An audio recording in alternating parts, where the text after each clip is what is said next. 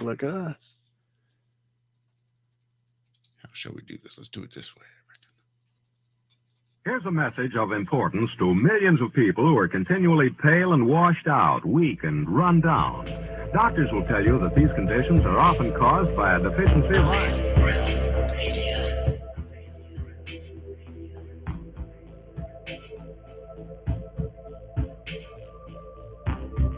The iron you need to keep you physically fit and mentally alert.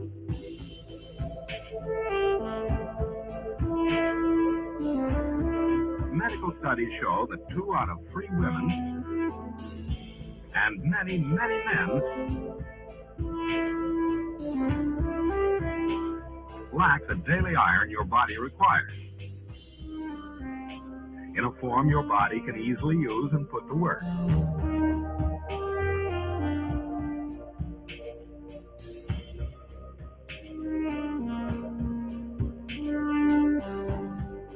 Every dose gives you more than your daily minimum iron requirement. We are the way. We are the way. We are not alone. We are striving for more. So if you're not getting the iron your body needs,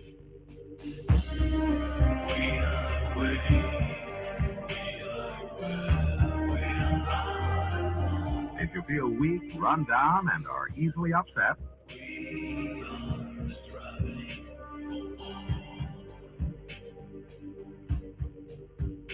start taking iron today.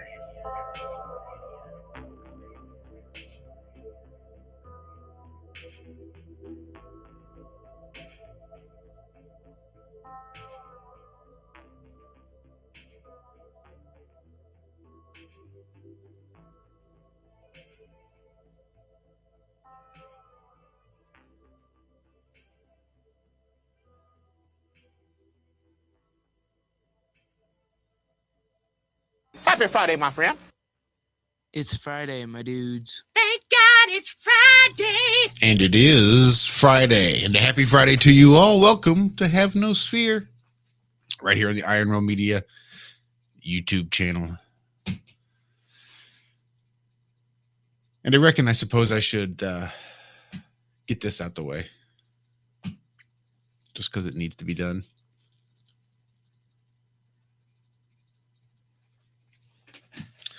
So this year started off about as horribly as one can imagine. So I'd say about 6 months ago, let's call it last summer. My wife decided to adopt a bunny. Bunnies are peculiar little creatures, being prey animals. They're skittish, they're jumpy. And having never owned a rabbit, I just assumed they were a little standoffish. You know, just little rodents, I thought. You know, people raise them, meat, whatever. I guess some people have them as pets, but it's whatever. So the wife brings home this little bunny, this little rabbit, and just completely melts our hearts. Makes us complete bunny people. Bunny folks we are now, because this little gal just completely opened up. You know, rabbits have personalities. Who'd have thought? Did you know rabbits aren't even rodents? Who'd have thought? But over the last 6 months, she just completely came out of her shell. She was rescued from somebody, not quite sure who. Maybe he lost or won her in a backroom poker deal, or was used as payment for debt for a drug deal. We're not entirely sure, but there's a weird shadowiness to where she exactly came from. But this gal's brother saw her sitting in this cage at this guy's house and said, oh, no, that's not going to do. We have to rescue her. He took her to her house. She was looking for someone to take care of. Wife finds her, brings her home. So this crazy little bunny comes into our lives, and all of the things that you wouldn't think a bunny would do, she does. I mean, she's affectionate. She's I mean, you walk in the room and she runs to you. She'll follow you around. She's always under your foot. She was an apex rabbit, we called her, because she chased the dogs out of the kitchen. It was her area. She'd make damn well good and sure that you knew that that was her area, not yours. And she just absolutely ruled the roost around here. And everybody just fell in line and did whatever it was that this little bunny needed done. Very food motivated. And if she didn't get the attention, well, she just liked to tear stuff up. Her other nickname was Destructo Bun because when she wanted her attention, she'd just chew on stuff.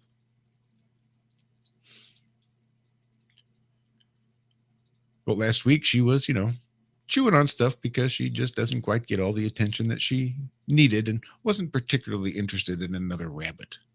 We tried to get her a bond mate, someone to help fill the time when we can't give her all the attention, but she just wasn't interested. She was bonded to the wife and I, and that's what she wanted for attention. So on the 31st, we went out, hung out for a few hours at the friend's house, came back. We were literally at home at like 1:30 in the morning, and the wife came in, and apparently the bunny had been chewing on some flip-flops, some rubber flip-flops a couple days prior, which apparently had caused GI issues and eventually a blockage, so that when we came in at 1:30 in the morning on January 1st, the wife found her there on the floor, no longer with us.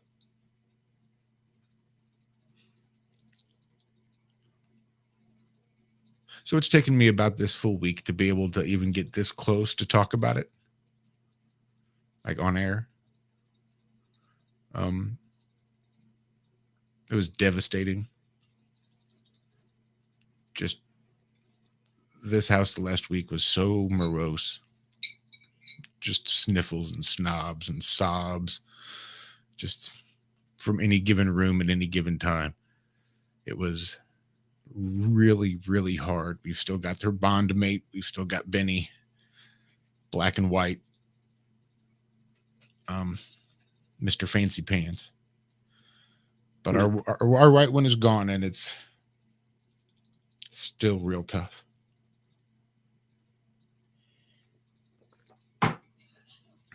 Yeah, So, it's never easy. No, it's not. Losing pets is never easy. Almost makes them not worth the fucking trouble just for that reason. But it does. When you go back and think of all the good times, it does. I mean, I don't know what I would do if I couldn't get down on the ground and just love on some type of animal.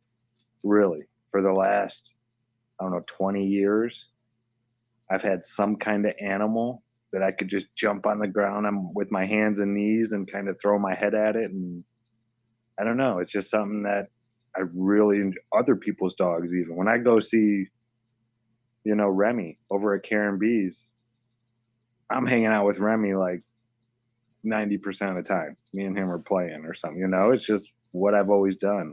I don't know if I could last without some kind of animal around. It's just me, though.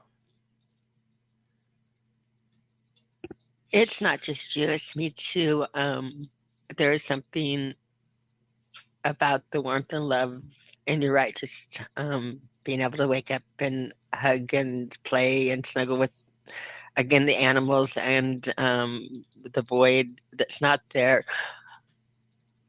Unlike people, you can be mad at people, and just, again, animals are, I don't know, they touch the soul. They touch the heart. They work past all of the silly mental arguments and that like you as people put relationships between other people. You don't have that with an animal. It's really a pure bond. I couldn't live in a house without animals. I don't think so. I really don't think I could, Zack. I don't think it's just you. I see how you interact with them. I see how I just having a little bit when we lost one of our animals and went through mourning a few months. The house was tragic. It was morose. You're right. It was morose. It was no light. It was the spark was gone. It's amazing, amazing. The beauty again, the little things again, the little creatures around. Their souls might be bigger than ours. It's hard to say.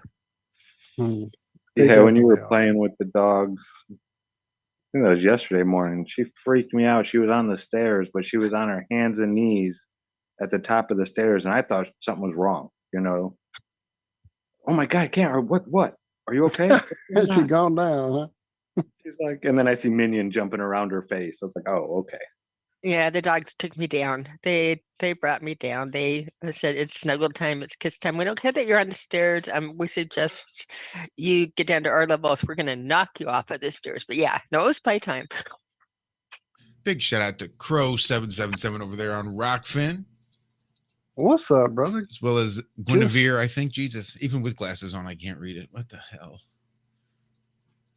Now is that Crow or Rose? Because I know on Probably Rockfin Rose. a lot of the time. I'm sure it's Rose. Yeah, but it's on the Crow777 channel. I can't imagine Yeah, Crows out there trolling the chat love, rooms. love both of them. Love them both Love both of- regardless. Absolutely. And Jason as well. We don't want to forget Jason. Can't But I forget especially love Rose. I'm gonna play favorites. I know it's wrong. I know it's not fair, but I especially love Rose, and I hope it is her listening. And if it is you, Rose, Yeah, that's listening, I love you. I'm working up energy. I miss you, girlfriend. You are the best. You are inspiration for me always. Always be you, and thank you. I was remembering, not thinking, but remembering Rose yesterday when we took her out into Karen's woods. Ted, Karen, and myself. And yeah, she said it was the first time she'd been out like in the woods like that in years. I was with you on know? that one. Yeah, that was, but for some reason, I don't know why yesterday, I was thinking about that a lot. Just, yeah, I love you, Rose.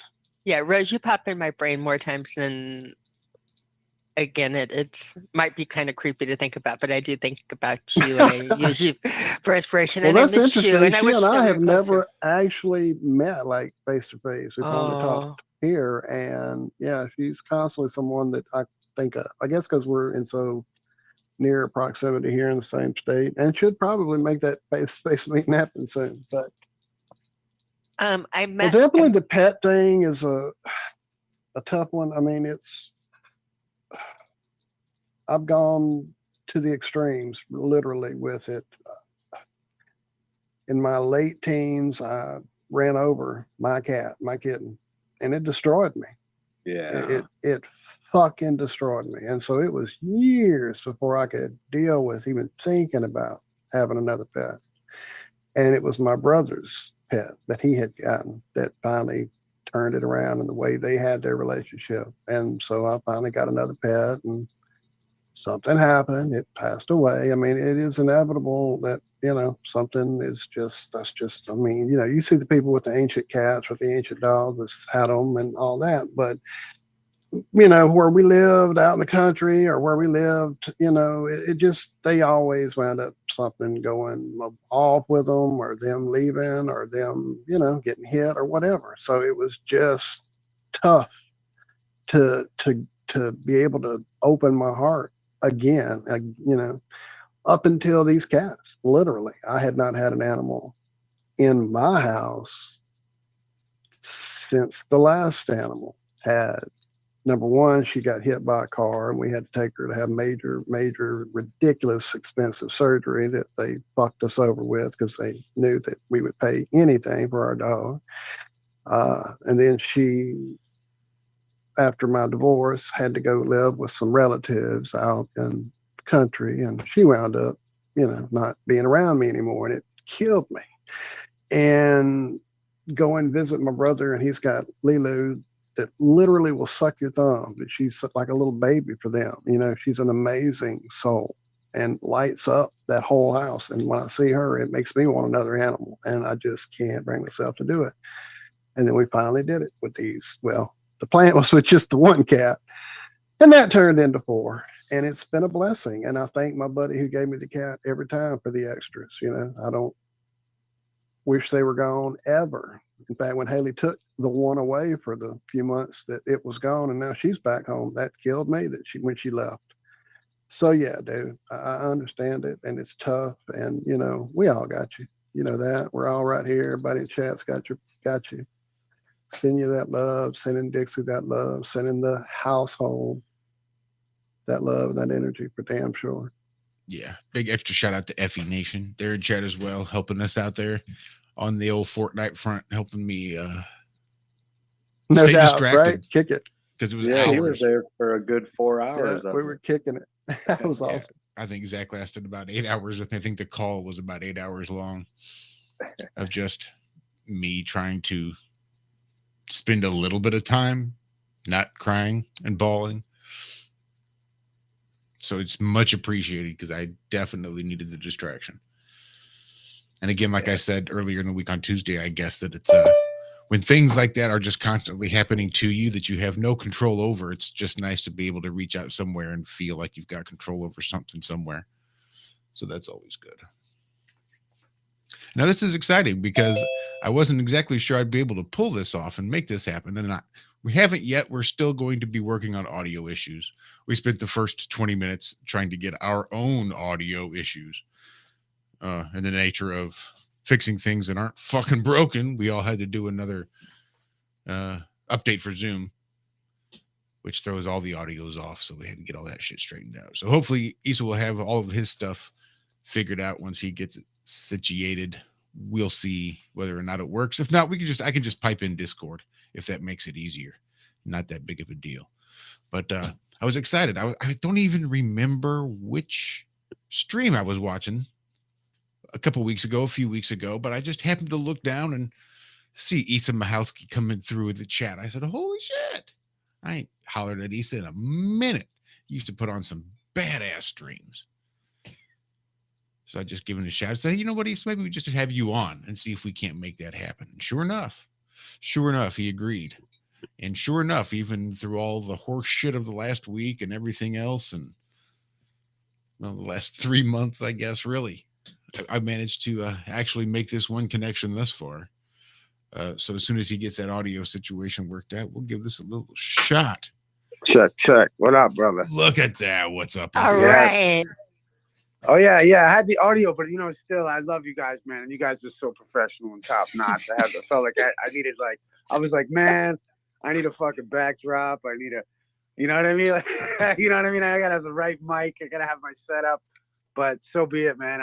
I saw you guys and I love you guys. So you guys have been killing it for a long time. Is that you, Cami? I just heard. That is me. It is so good to hear you, Issa. It's just, gosh, I feel Issa, I met a lot. Like, I wanted to even finish with Rose. The first time I met Rose, because I'll bring this into Issa. First time I met Rose was at the conference in Dallas, and she came in and I was working registration in that, and she wanted to know because she was there to work on the thing. She didn't know if she needed to buy a ticket or what the things were because she was there helping Jason, and it was a little bit unclear. I don't know. She just had this energy around her, and I just instantly I don't know. It was love at first sight with the Rose, and then she was like, "Well, I'm not even a flat earther," and it's like, I don't know. I was just drawn to Rose. Issa, when I met him in Denver. And again, this energy around these people, it's hard to explain, but an instant love, like you've known them forever, all of your life. You've always loved them. Maybe argued with them, had fights. Yeah. You got the same vibes, man. Right. I was like, I know you. I feel like we've sat on an apple orchard and tripped balls at a festival, in some neon fucking however long ago, man. It's just everybody I haven't met a fucking flat earth that isn't just so cool. At least it's all a bunch of baggage, but there's certain people that are really fucking gems. And you guys, man, Glowbusters, meeting you and Bob, fucking was so cool because it was you guys were famous to me. You know what I mean? In my head, I'm like, you guys are, I think, sometimes it isn't appreciated how, how much love there is out there of Glowbusters, Iron Realm Media, for the whole show, man. You know what I mean? And for anyone who's been keeping it positive and fun throughout this weird times that it's always been out here online, I don't know. Some people have an ability to do it, and you have an ability to do it, and I love it. So, well, you have that. You have that drama spark free. that inspires it. I mean, you do. You have that spark. I get around people like you, and I don't want to call myself a succubus, or I mean, I don't want to imply that way, but you give off. I mean, you get off. You have a vibe. You say you have a vibe, and it's a good thing. well, I remember every time I've talked to you, you always blow my mind with some factoid that you're studying or something like that, and that's where I'm always like, oh man, I feel the same way about you. You know, Well, it's that's kind of funny because then I was like talking about polarization for the next 6 months. I'll never forget it because you were talking about how the lenses, like if you put like two polarized lenses, it cancels the light. And then if you put a third lens, if I'm not mistaken, or a second lens, maybe. A third one, it does. It brings it right back. I can't. And that just to this day is something I think about. Whenever I think about it, I think of sitting in that restaurant in frickin' Colorado. So it's like, holy shit. Like, I love it. It takes me right there. It's so funny, actually. Well, thank you for coming on tonight. And I'll quit being a slut hog and share you with the rest of the panel. But thank you for coming on. Hey, thank you guys for having me, man. Seriously. Forgive me. I'm so unprofessional, too. You'll have to forgive my lack of professionality. That's sort of where we pride ourselves, is our lack of professionality. That way. Oh, man. You guys have despite maybe your attempts, man, you guys are fucking professionals. That sounds fucking, everything is so top notch. We have fun and we're too stupid to quit. So we're just still here, I think, is the main thing. Now, see, so the whole thing is we were late again, which is one of our trademarks of starting late. But had we started on time, because we were all in the room, you would have been hearing us singing the very unpolitically correct ditties performed badly from the 70s that were just pure trash. We saved you guys from our total But we won't. We got it lie. out of this. We won't lie. It was We bad. got it out. We got it out. So I don't know, man. I got to tune in more often than if you guys are doing music, man. That sounds fun. I don't know if I'm upset I interrupted it. Oh, we did that one off there. It was so very bad, but it wouldn't have been had you been there because you can, well, actually Walt can too. It's only me that can't sing, but it was me that was doing the singing. So that was the bad thing. Issa could sing. No, it's funny. My girl was like, I can't hear anything you're saying. I was just funny because I've tried to be singing lately and writing some different stuff or whatever. And I always wind up so soft and I'd never actually start singing. You know what I mean? Like it's wild to, Same here, man. Same here. I mean, if you know what I mean? What up, man? How you doing, brother? Not too bad, Issa. Good to hear you, dude. Good times, man. Right on. Yeah. If you were swallowing the mic, I have this problem too. Especially if I'm not alone. If someone else is around, I almost do it on purpose. Is sing softer. But yeah, I don't know what it is. I don't like singing in front of people. I know you do. Well, I honestly think about with music. I was always like, all right, I'm not the best musician, but I got something I want to say. And that was always the thing for me. Is I always looked at it like, yeah, I know these amazing musicians, and I just always felt like I still do. You know what I mean? In a lot of ways, it's like you feel subpar in some way. But I was always more like, hey, this is what I want to say, and nobody's fucking saying it. So here we go. You know what I mean? Yeah, I've always been a lyric guy too. I mean,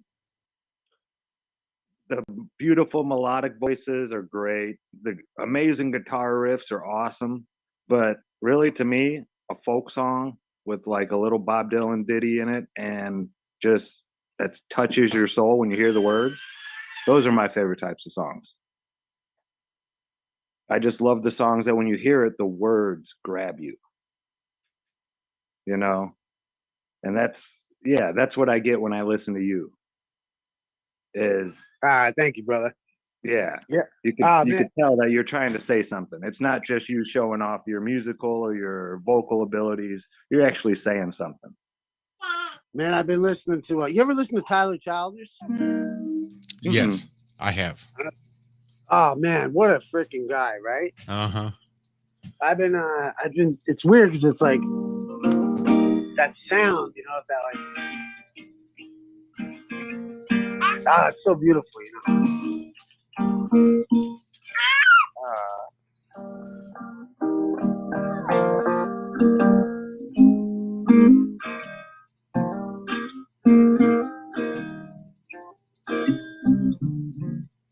I don't know if you know that one.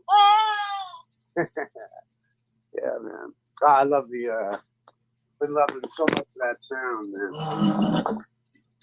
I like the way you did that, man. How are you getting that to come through? Because I have tried endlessly to get guitar on this freaking call, and it's just not happening. Oh man, I don't know. Just on the no mic and nothing right now. It's like the noise cancellation always fucks with it. I don't know. Yeah, I wonder you know what too, I don't know if you guys know a guy named Snack to the Future. I'm sure you do, maybe. But Snack was he's the saxophone man, and me and him used to like struggle with trying to get any decent sound, and it's like because there's a little bit of a lag. Yeah, it's just you can actually get away with certain pairs of instruments, but you can't with others. You know, and it's about two people is about as many people you're going to get on something that sounds respectable. Now, I know Snack. Do you still keep up with him at all, or how is he doing? Yeah, actually, he's come. I've seen him on Discord a bit. He's been doing his thing over there. He kind of, I don't know. I lost touch with him for, I don't even know, for quite a while, and then we, kind of sparked back up again because we're all on the same kind of, I feel like that first wave of a bunch of like flat Earth and stuff. I mean, even you guys, like before it, it's like that first little ripple. You know what I mean? There's like these people that they can't get away from it. You know what I mean? You're never gonna be able to get away from it. Like, or you're never also gonna replicate, like the kind of weird camaraderie of what is the flat Earth, man. I don't know. Right at the beginning, and again, you can't unsee it. You have to live your life and have day-to-day experiences and things like that, but it affects and touches everything you do everywhere, and you can't unsee it. He said, I wanted to just remind you to pull up the YouTube stream because the chat is just sending all sorts of love your way. Martin Liedke's there. Musicians for Truth is there. Everybody's just there, just sending you all sorts of love. And I just wanted to make sure you got to appreciate all the love that's being sent your way. Awesome, man. Yeah, I freaking Leaky, man. I always said Leaky's my only flat Earth guru. I said, because I remember even back in the day with you guys remember Mechanics of the Fourth Ball, man? Oh yeah. Like that was for me. I was like, holy shit! Like, and I actually really enjoyed that. Yeah. Right, man. And and it was always, and it's always been. I think Leaky has always just represented knowledge from every angle, and he's like, fuck you the whole time. Like, I don't care what you think about any of what I'm doing. And you know what I mean? I'm gonna freaking sit here and show you all this shit that I found. Which I was always intrigued by. Intrigued the most by. He has like impressed me, and over the top, Martin. Love you. The way he presents, he opens your eyes and he shows things that are out there, but what he does not do that a lot of people do is he doesn't like make up shit and say that this is how it happened any more than the Globe. Or, you know what I mean? He asks questions. He'll say, he look asks at the that. questions What and is brings that? the curiosity. What is that? Why and is this like that? Yeah, dude. Yes, Martin's a genius. Martin's frickin' the bomb. And the way that he does it, again, this stuff is all worth looking at, and it's worth like investigating the possibilities of the answers, but the possibilities of the answers all come with multiple possibilities. And so I tend to lose respect with people that come in and like have a complete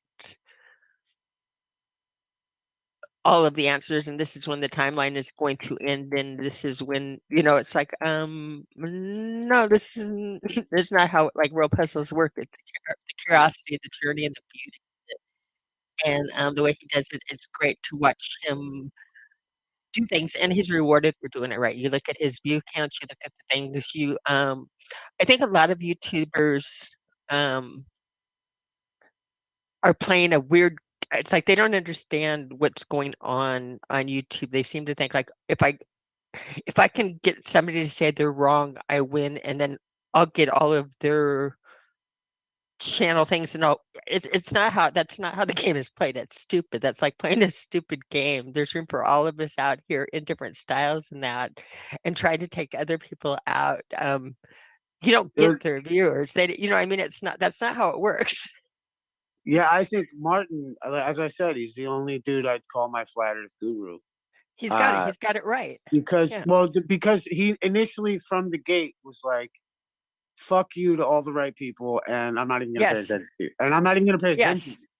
Yes. Like, you know what I mean? Now, granted, like those are like for myself, when I came in, I always felt like I'm more like in the sense like, I always felt like, screw you if you think flat Earth is stupid. And that was like my, my kind of angst. But then in amidst that, you really start doubting, you start questioning everything.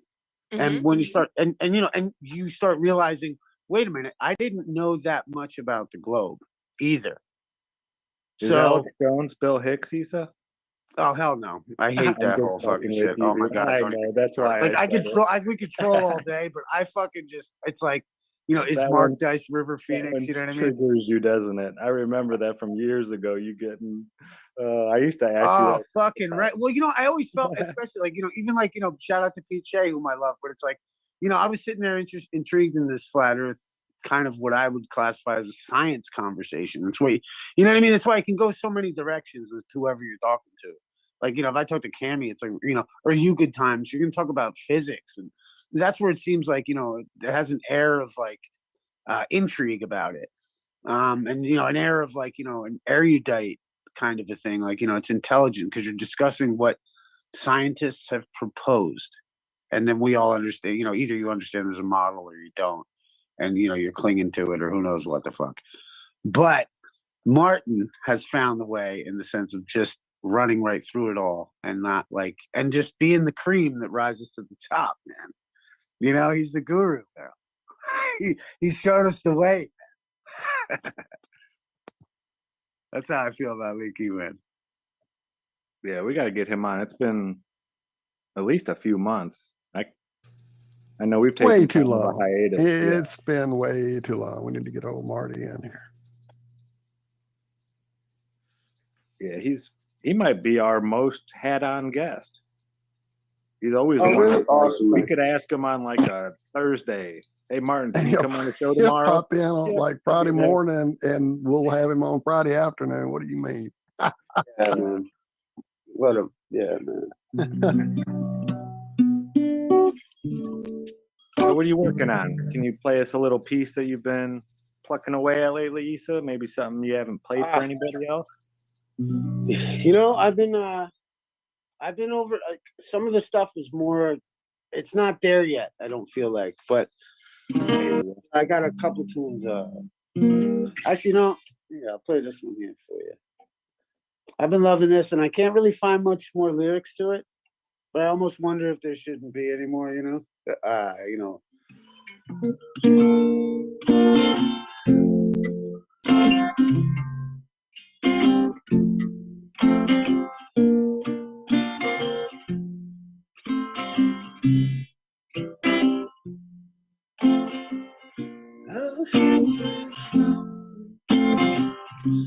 I'm singing for you. Let's sing.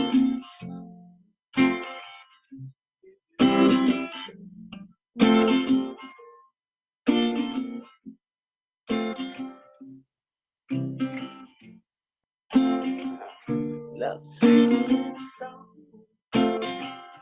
If I'm singing for you, let's sing.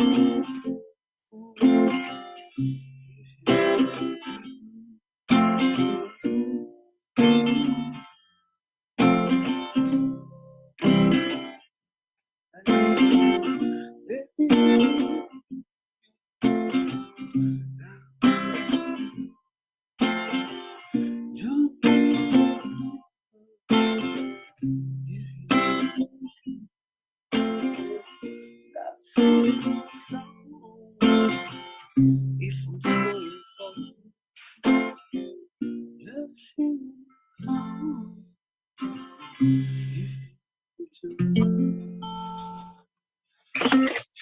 man. That's awesome. That's one of them. That is good shit. I remember that. Yeah, fucking A, brother. Thanks, brother.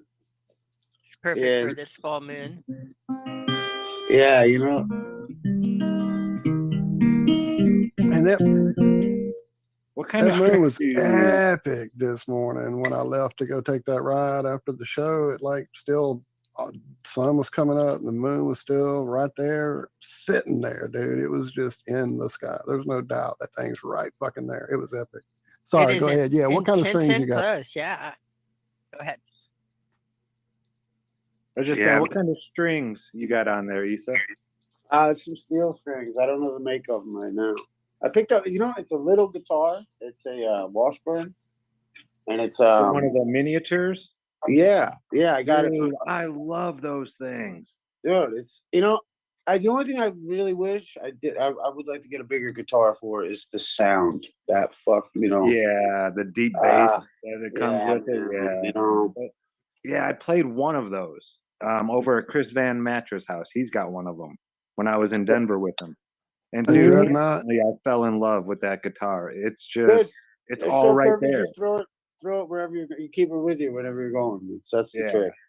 You can practice, you know what I mean? Which is what I direly need to do. Yeah, man, I need to do something proper. I've been so busy lately, you know. But that's why it's so nice to be invited on here. Yeah. You used to stream on YouTube pretty relatively regular. Then it kind of fell off a little bit. And it looks like now I'm not subscribed to you anymore. Thanks fucking YouTube. No kidding. Yeah. Are you serious? Yo, dude, I was so hit, bro. I was getting like, dude, I had, you know what's crazy, man? You know what's crazy with all this Twitter file shit coming out? Is, like, you know, I had a buddy of mine look at some emails that I was getting, and he was like, dude, he's like, this is from fucking Google. And he was like, we were like, nah, you know, it's a masked ID. And he's like, no. You know, I don't know what he fucking did, but he was alluding to this idea that that's where these fucked up emails were coming from.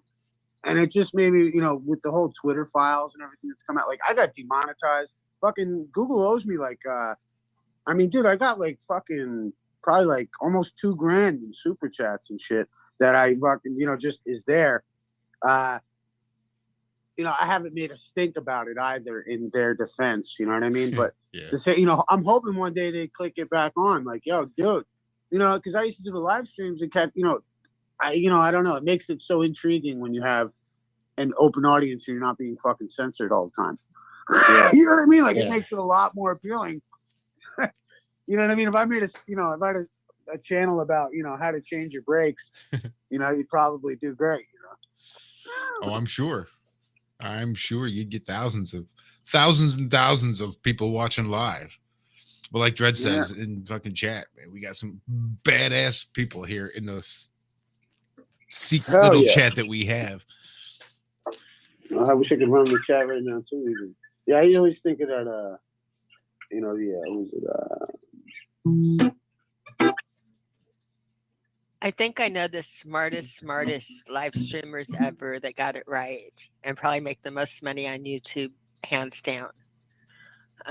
It's the ones that run the thunderstorms at night overnight. It's a night stream, and there's usually like 23 or 24,000 people watching. Almost nobody chatting. Yeah, nobody's really chatting because like they're sleeping. But yeah, and he's got different. Usually, if you see, he's like 5 or 6 channels up of different. Like one of them will say a black screen, and one of them will have rain and lightning on his screen. You have different screen choices, but they're live streams. And he'll easily, even on one of the, you know, on the black screen one, have over 20,000, and people listen to it all night long. there might be one chat note or whatever that says sweet dreams, but easiest chat to manage. People are using it to sleep, and they turn it on, and it's like, can you imagine? How smart is that? And he'll do a thing sometimes at the beginning saying that these thunderstorms. He'll put it in the notes. We're like taking special over Germany on this night, or Sure, there's a couple of folks who use us for sleep. What was so cool about even like back when it was even a little more wide open, and it was kind of I think it was like realistically not that populated out here. You know what I mean? Yeah. Forgive me. Like when it was, I don't know. I feel like the whole thing was so cool is you felt a part of it. You know what I mean? You could go and join this freaking talk, go freaking hang out. You know what I mean? Like go tell somebody they're a dumbass if you want. You know what I mean? Like, jump on and be like, you're stupid. You know what I mean? And take it from there. Like, I mean, that's like, I think what radio was all about when it started, kind of thing was live. I mean, even like, live callers. You know what I mean? Like calling from whatever. Jim, you suck. Like, all that funny stuff. I mean, we used to call a TV show, Manhattan Neighborhood Network, and we would like, prank them and do all kinds of funny shit. And it, but it's funny because you can watch the TV show while you're on it. Uh-huh. I don't know. There was that element to it. And I think there's always going to be a market for that. No, I think you're right. That's some of the drops I use come from one of those public television shows Absolutely out of New York. love that shit. Yep. I always thought I always wanted to do, and I almost feel like I should, like, you could like get a production team to do it. It's like, but you wouldn't need it. You just need an iPhone. It's just a lot of effort. Is you have sock puppets. So my whole theory was like, it's like turning on YouTube and going through all the Flat Earth channels, but everybody's a sock puppet. Uh-huh. So like, you go on to Jim and Judy's Flat Earth YouTube channel, and it's just the two socks like arguing about whatever crystal's better. And then like, you flip over to Jim and George's Flat Earth Garage, and they're talking, you know what I mean? And you could just actually just have it be comedy, you know what I mean? Because the cool thing with Flat Earth in a weird way is that it has to be approachable. And the only way to really approach Flat Earth without freaking everybody out is with humor. I've noticed that.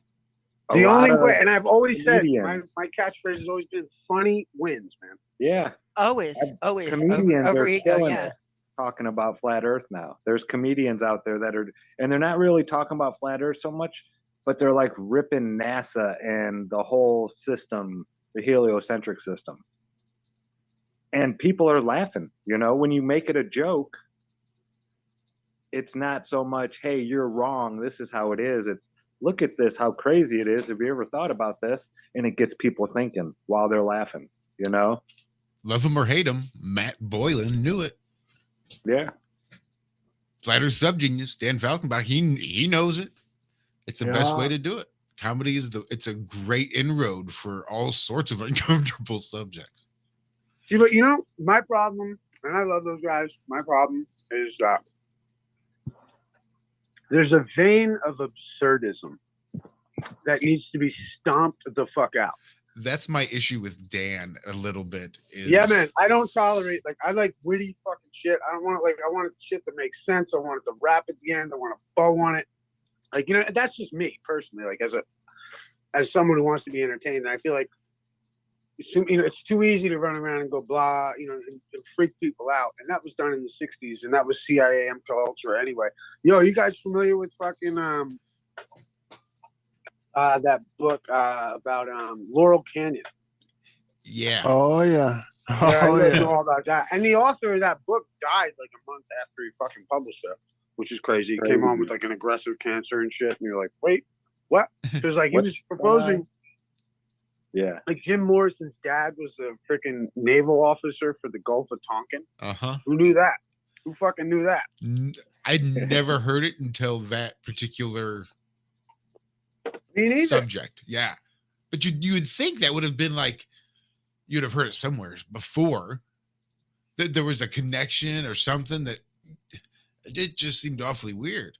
But then they have almost everybody's father or parent in the military somewhere, somehow, and just this constant barrage of musical talent that came out But of not this like a one grunt. pinpointed spot out of California is just mind-boggling. Not a Well, yeah, grunt they in say, the like, military either. It wasn't like the Marine private's son. It was the admiral or the general or, you know, somebody that had some stars or stripes on their shoulders. Yeah, like the mamas and the papas, that the girl's dad or something was huge. And then like but then what's crazy too is you look into like Joplin and like, you know, and Hendrix, and like they also I think came through Laurel Canyon. And then possibly were like, nah, fuck that. And look what happened to them. Yeah. You know what I mean? It's just weird, like, you know, it's just weird. But where was I going with that one? The fuck. Oh yeah, being too, like, you know, the hippie movement being a whole CIA op. Yeah. You know what I mean? Like, you know, all this whole free love, all this like. Well, right. What's the best way to stop warriors? You know, turn them into a Well, bunch of beatniks. Well, dude, check this out. What got me, and this is something, I mean, whatever. It's like, we can go there here. It's like, the idea, it's like, dude, what's the best way to quell a population after you just kicked their ass in war? Tell them they won. Yeah. Yep, I've said that for multiple wars. Yeah, it's the best. Make them think that they were the winners. Tell them they fucking won it, dude. I mean, it's like, you know, even like I get into the, you know, like even the U.S. history and all that stuff like that. But it's like, you know, it's like, it's just interesting. I don't even like being too public about it. It's too, like, it's too damning. You know what I mean? In a lot of ways, because I'm like, I don't know. I think America's the shit. So I think, like, and that's why I also think even like I've always wrapped flat Earth in the flag. Because like, who the fuck are you to tell me I can't speak about something, man? Like, even like right now, this is like such a hot issue of, like, I always felt like flat Earth is not the hill to die on for me.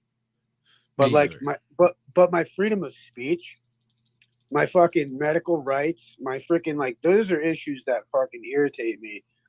You know, and they used to, like, flat Earth used to irritate me like that about, well, people and the discussion of flat Earth or whatever like that. But I'm no longer irritated because for whatever reason. But yeah, people don't realize that there are places on Earth where you don't have freedom of speech.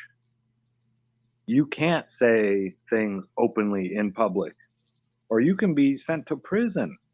There's places where there are state religions where it's like required to be of this religion if you're going to live in this country.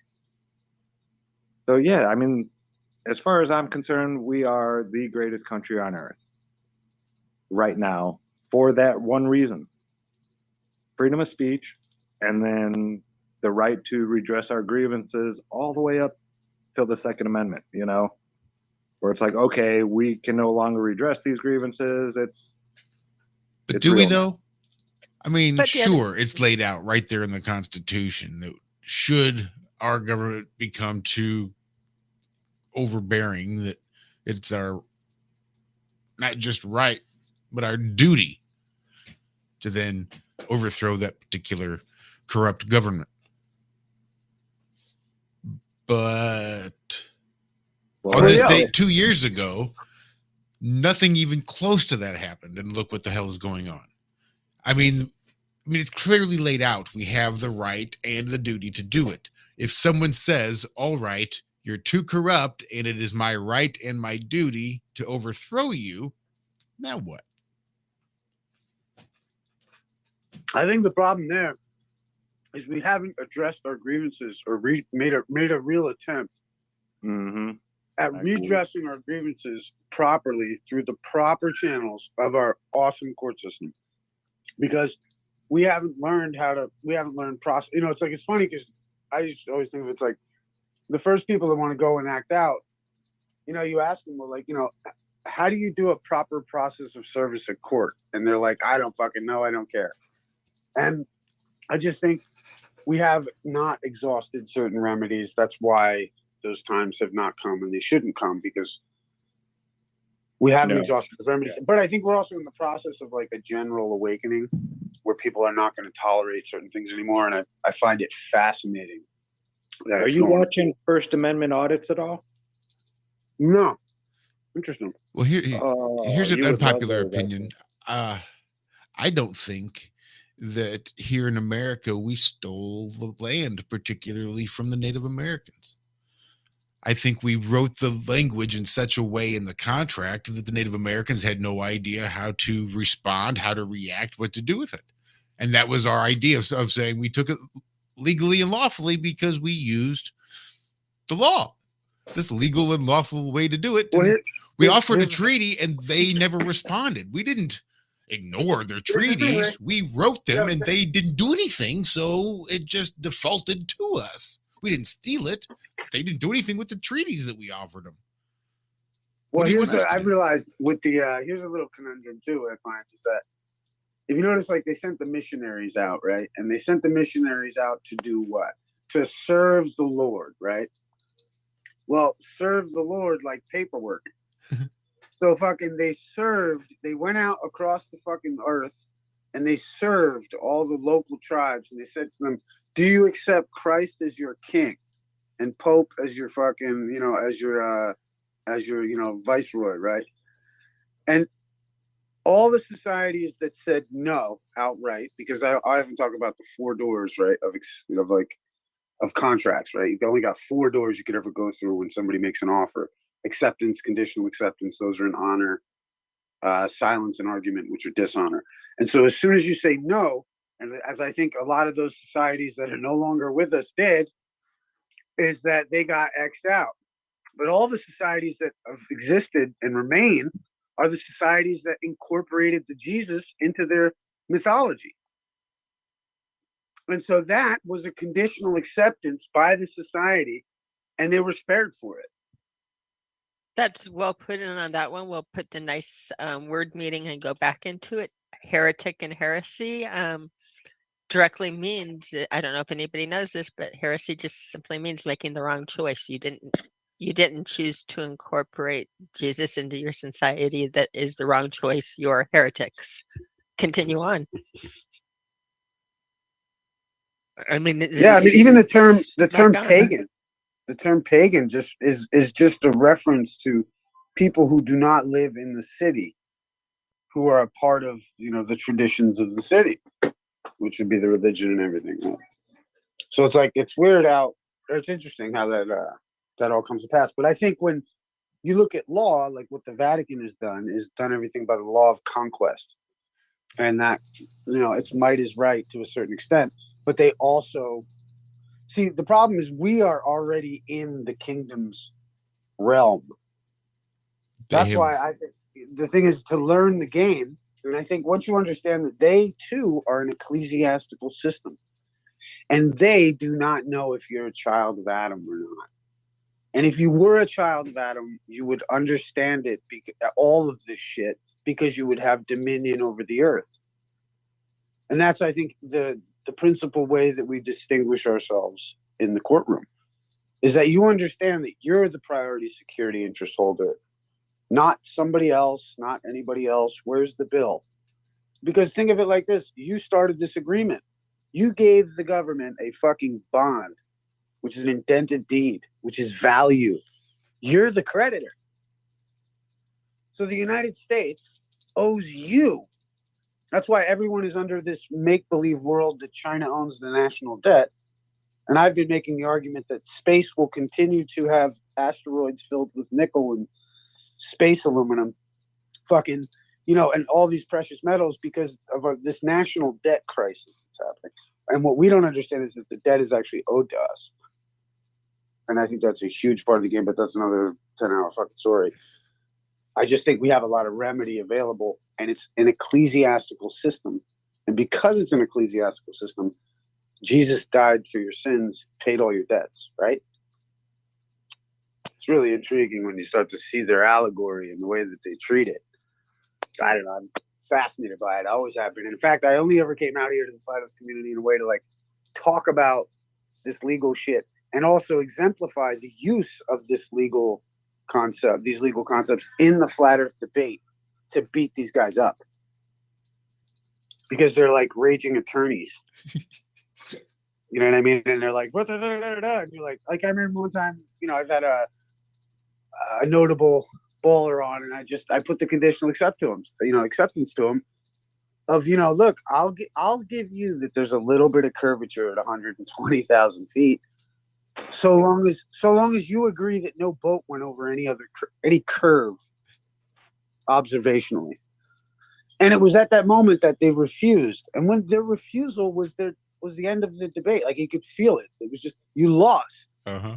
And that, I think, is where we really need to pick up on that nuance, not listen to their retorts, just understand that you've already, they've exhausted their intellectual resources. I don't know. That move was brilliant. Yeah, that and is being used a lot. I've been studying that one on it. Again, is just taking it that next step deeper and challenging that is in. I think again, when they make these arguments and concessions, again, it shows they won't concede to anything. They are not ready to be. Or in other words, they're not there to have a discussion or anything. It points out that even if I give you this, even if I give you this, even if I give you that, you can't give them enough because they're the Democrat Party of right. The flat Earth. Like they're literally just like, what are you talking about? I couldn't have done it because it's me. You know what I mean? Like it's like it's retarded. All of it's retarded. Now, I wanted to. Yeah. Oops, I'm sorry. No, go on. Because this is taking it off the track, but I kind of wanted with your legal mind and not doing it because I know we have a lot with the auditors and a lot of the discussion on the free speech and everything. But I wanted to also take it because of what I've been seeing a lot. And I do watch lots of videos and that I'm fascinated with law and the logic of it. I actually sit and watch the Supreme Court hearings. I'm fascinating, again, it's logic reasoning. It's like the puzzle pieces putting it together. But we talk about our right to free speech a lot, but we forget to mention our right to remain silent and our right not to self-snitch, which I think a lot of the times on our YouTubers, what I'm seeing a lot come up with YouTube videos is like in the guise of free speech, people are self-snitching. There's a channel that covers that specifically called Bruce Rivers, by the way, and his motto is stop self-snitching. But like with the Andrew Tate case that's up right now, he brags about what he does and everything is free speech on the internet on how to, like in his case, set women up where you get basically how to pimp women for doing YouTube videos or what's that real popular one that all the girls are on? There's a app. OnlyFans. Yeah. It's like how to like get these women so they need you. They feel like they need you, and not cut you out of it. So basically how to pimp. But he was giving like specific instructions to men on how to pimp and how to control the situation and everything. And again, I'm watching it from the lawyer's perspective and everything is like, that's self-snitching. You just said, this is how I do the crime. This is how. So then you get into free speech. And I wonder with like the different people with the cryptos and the different things, at what point is it free speech? And at what point can it be a self-snitching? Or at what point, like, there was always a really good Ron White video that used the line, they told me I had the right to remain silent, but I didn't have the ability. And so you wonder too with law, that one always makes me think a lot too with the free speech and some of the things we're doing. Are we always smart about it? Any comments on that as far as free speech versus like literally considering it? Is it self-snitching? Well, here's the thing: is there's like what I've learned is that like you have this nuance of this like how are you going to deal with the like almost like the body of the case, right? And like self-snitching and all this like that but the reality is that there's a financial side and there's a private side. And if you're talking about anything other than that with an officer, you know what I mean? Like, you'd probably be self-snitching. I mean, it's like how many, there's infinite ways to be retarded, you know what I mean? To be stupid out there, you know what I mean? To mess yourself up, to hurt yourself. But doing it on a YouTube video is probably not one of the most brilliant Well, I mean, I'm sure, but at the same time, like, but as long as it isn't, let's say, pertinent to a particular case, like, let's say if you had a YouTube video, you know what I mean, or something like that, and somebody approached me about it, then that would be regarding a specific incident, regarding, specifics. It would be, everything is specifics, and it's not so general. And I just think, I don't know, with the freedom of speech, I mean, I think we're entitled to freedom of speech. The problem is that U.S. citizens aren't. And that's that problem I find with a lot of the legal stuff and the legal advice. They're operating, well, as a citizen, you have these rights and this, that, and the other thing. No. A U.S. citizen is not protected under the first 8 amendments of the federal Constitution. How's that feel? And still, I love this country because it protects all and preserves all my rights. But a U.S. citizen doesn't have rights, is not protected under the first 8 amendments of the federal Constitution. That's Maxwell v. Dow. It's case law. Yeah, isn't a citizen was someone who came here and got their citizenship? They weren't actually born here. There's all that like legal. It's like that's like that pimp game about the legal world to me. Like when you start here, be like you came on the citizen and then you got on the citizenship, and that I just feel like it reminds me of like 125th Street in Harlem, and somebody's like a jailhouse lawyer laying it on you. I just think we are the sons of Adam, the sons and daughters of Adam, man. You know what I mean? And I know that sounds crazy, right? But if you were going to go to court and you were to identify as a son of Adam, like you would be rightfully labeled crazy, because the son of Adam is going to understand that the Uniform Commercial Code runs that shit. And so you're not in court, you're not going to be a son of Adam. That's fucking crazy. You're going to be a priority security interest holder. You know what I mean? Appearing specially to handle the business of the court, which is completely fucking different than being a U.S. citizen who's there as a defendant or anything else otherwise. And I think it shows your intellectual ability when you're able. The judges get it, and don't look for understanding. Like I used to always look at it like the flat earther or the judge is a flat earther, but you don't want to blow his spot up. You know what I mean? You don't want to air him out in front of everybody, but he is a flat earther. Yeah, you can't make it so obvious that you can't go in the courtroom and be like, yo, flat earth, bro. Seen that David Weiss video, bro? You know what I mean? Like, it's not, it's like being at a party. It's just not right. But you could do it in chambers. In chambers. Exactly. In chambers, he can be a flat earther with you. Yep. You know what I mean? But we're not accessing, and this is why I said about that right of redress. We have not exhausted our remedies. We don't even understand. Like, I always felt, again, it was like people sitting in a Lamborghini with the keys in it, but they never turned it over, and they're just sitting there going, rum, rum, rum, rum, rum, rum, rum, rum. They think they understand what this shit's about. We're going to secede. We're going to secede from the union. Secede from the union. All that, right, man. All that crap is because they've never actually started the Lamborghini that they're fucking sitting in. And that's how I feel. I think that's where we're at. But I think at the same time, we're realizing, I think collectively almost, like we're realizing we do sit in the Lamborghini. We can start it off. You know what I mean? We can start it up. Yeah, I think that's where the real change is actually going to take place. I don't see a big, giant, violent battle and all that. I see everything being worked out in the court of law here. I do.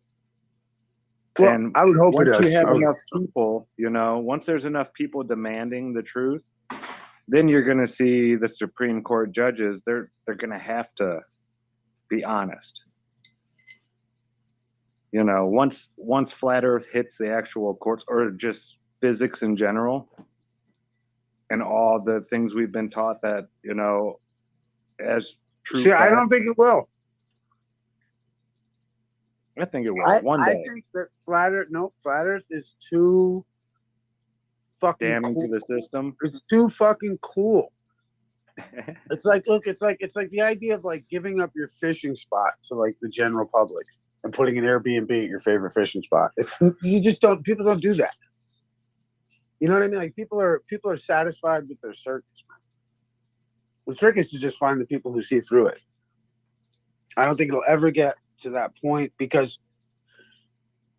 Because the powers that be understand that the masses are retarded and they're dangerous. That's the only thing they fear is the mob. In my opinion. Well, they're they're dangerous because they don't. That's democracy. We should all be afraid of the mob. Well, 49% anyway, or 51%, right? And that's the thing with democracies.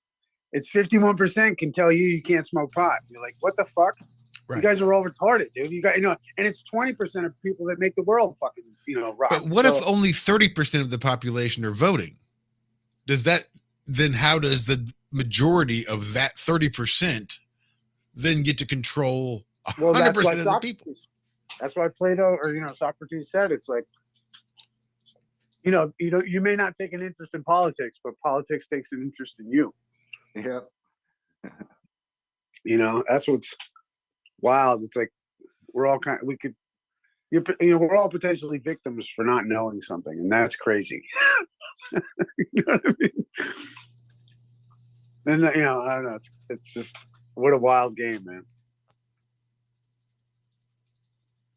But when I think of one of my sons, it'll ever be what this country was supposed to be, like when it was first set up, where we had actual, a real currency that wasn't a fiat currency. We had, lawyers couldn't be congressmen or politicians at all. Everything was. Well, do you know about the War of 1812? I'm sure you're familiar with that stuff and how and the why the War of 1812 happened. I know. Wasn't Andrew Jackson really pissed off about all that stuff? Well, check this out. So, without getting too much into how there may be an alternate history regarding the Revolutionary War, the 1812, the U.S. wanted so that no member of Congress could have a title of nobility. Well, Esquire is a title of nobility. Mm-hmm. And so all the congressmen are esquires. And so the crown allegedly came in and burned down the White House because they said, no, we don't want to have you guys in control. So I think there's a dual relationship happening where, like I said, when the population that loses, the best thing to tell them is to tell them that they won. And I think we're dealing with this false history. And that's why we're so aimless in the court systems. It's because we've got this false history and these false expectations that don't exist because there's no way for it to be enforced because it's not actually what's in the books. I think you can't take my picture in public without my permission. I love that one. Right. Right.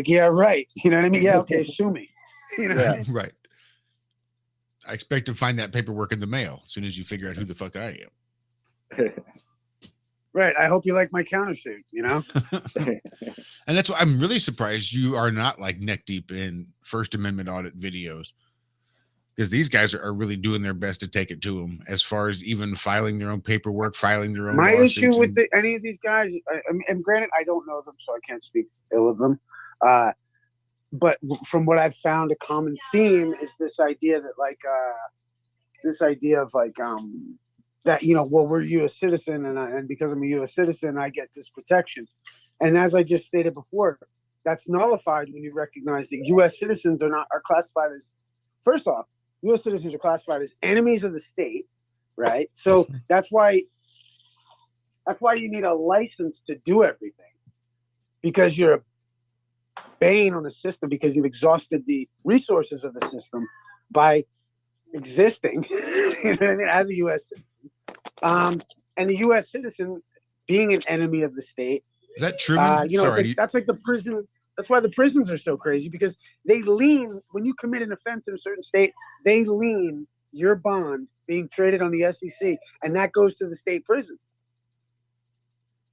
Because you're a foreigner. And, and they're like, hey, to the U.S., you guys fucking, one of your dirtbags over here did this, that, and the other thing. And you're like, I'm a U.S. citizen. And they're like, shut the fuck up. You're like, I have First Amendment protection. And they put them back in the hole. You know what I mean? And that's what happens. And then all the patriots are like, why? Well, it's funny you mentioned that. I just, in the last maybe 2 days, this week for sure, but maybe the last 2 days even, there's been on at least 2 or 3 different of these First Amendment audit videos, people talking about,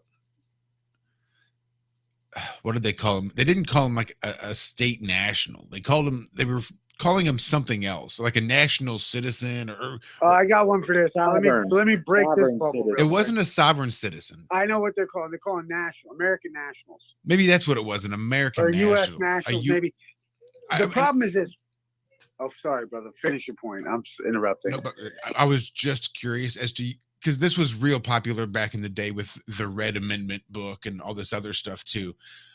There's so much to be added. To hear you talk is just throws me back so far. If you look at the original 13th Amendment, there are at least 2 different copies of the U.S. Constitution, one of the oldest having the 13th Amendment being this Titles of Nobility Amendment, the tona, the original tona.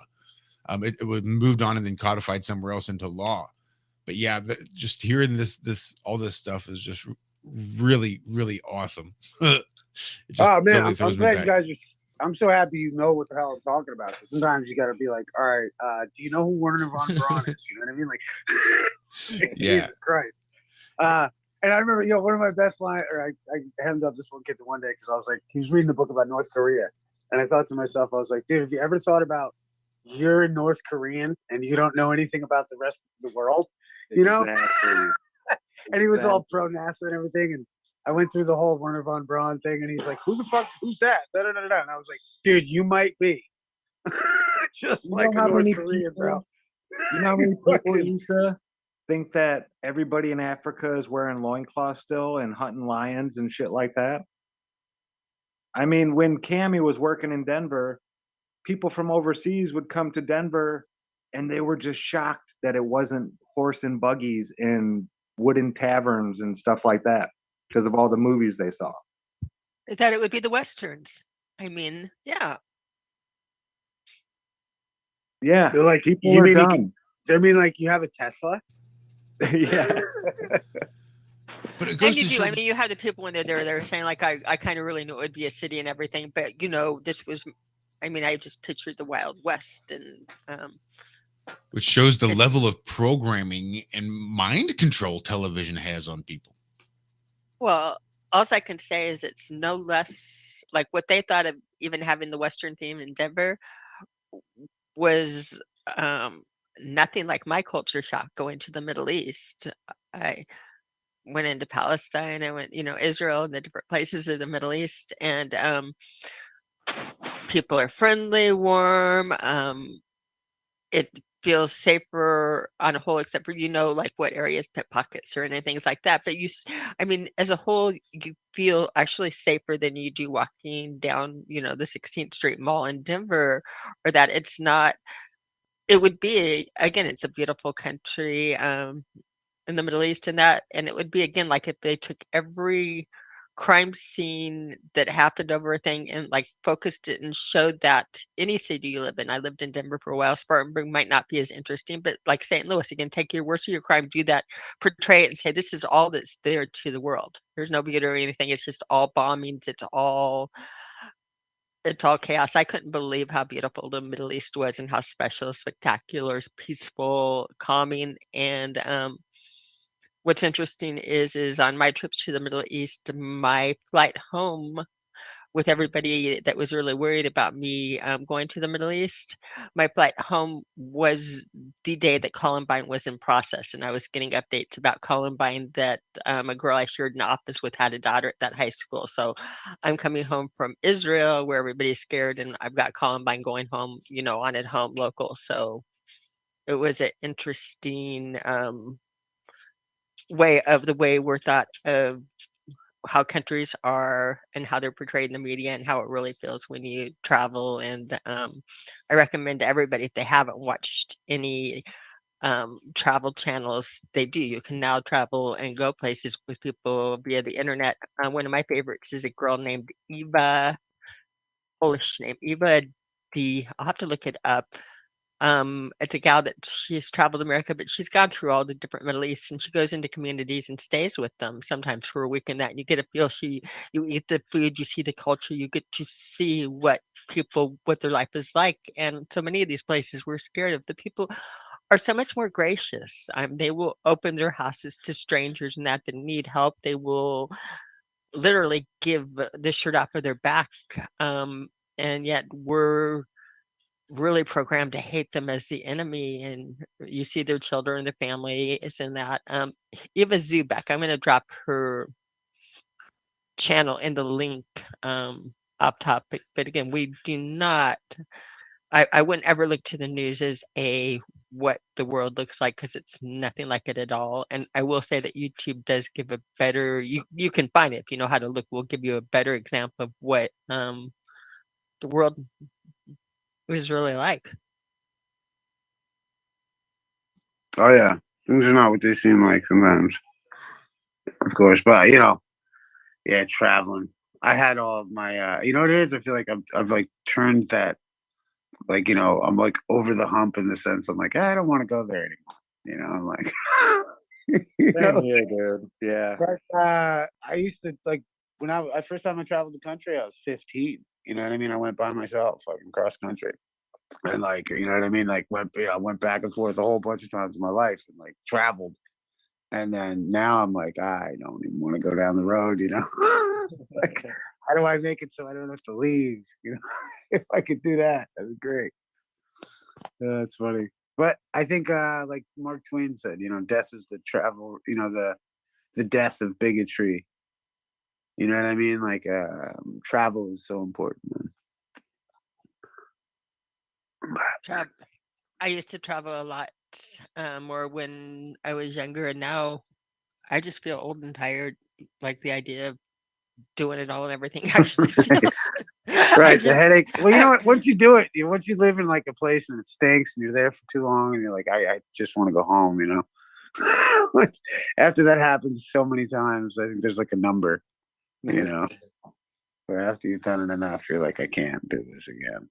But this one I find that like there are places, again, I did drop her channel into there and go back a few years. She's been through Afghanistan. She's been again through different places of Africa, all of the Middle Eastern countries, stayed with families and that, and you really get a feel of the people. It's I think we need more of this out there instead of the news that we're getting on what people are like. Nora wrote it in there. Cami is right. The dangerous places always have some of the nicest, she says, nice people. It's crazy. Just like you, I mean, you're going to be perfect. You look dangerous, Mr. Mahalski. You look dangerous. Has anybody seen him? The tattooed freak. Danger. He is dangerous. Yeah.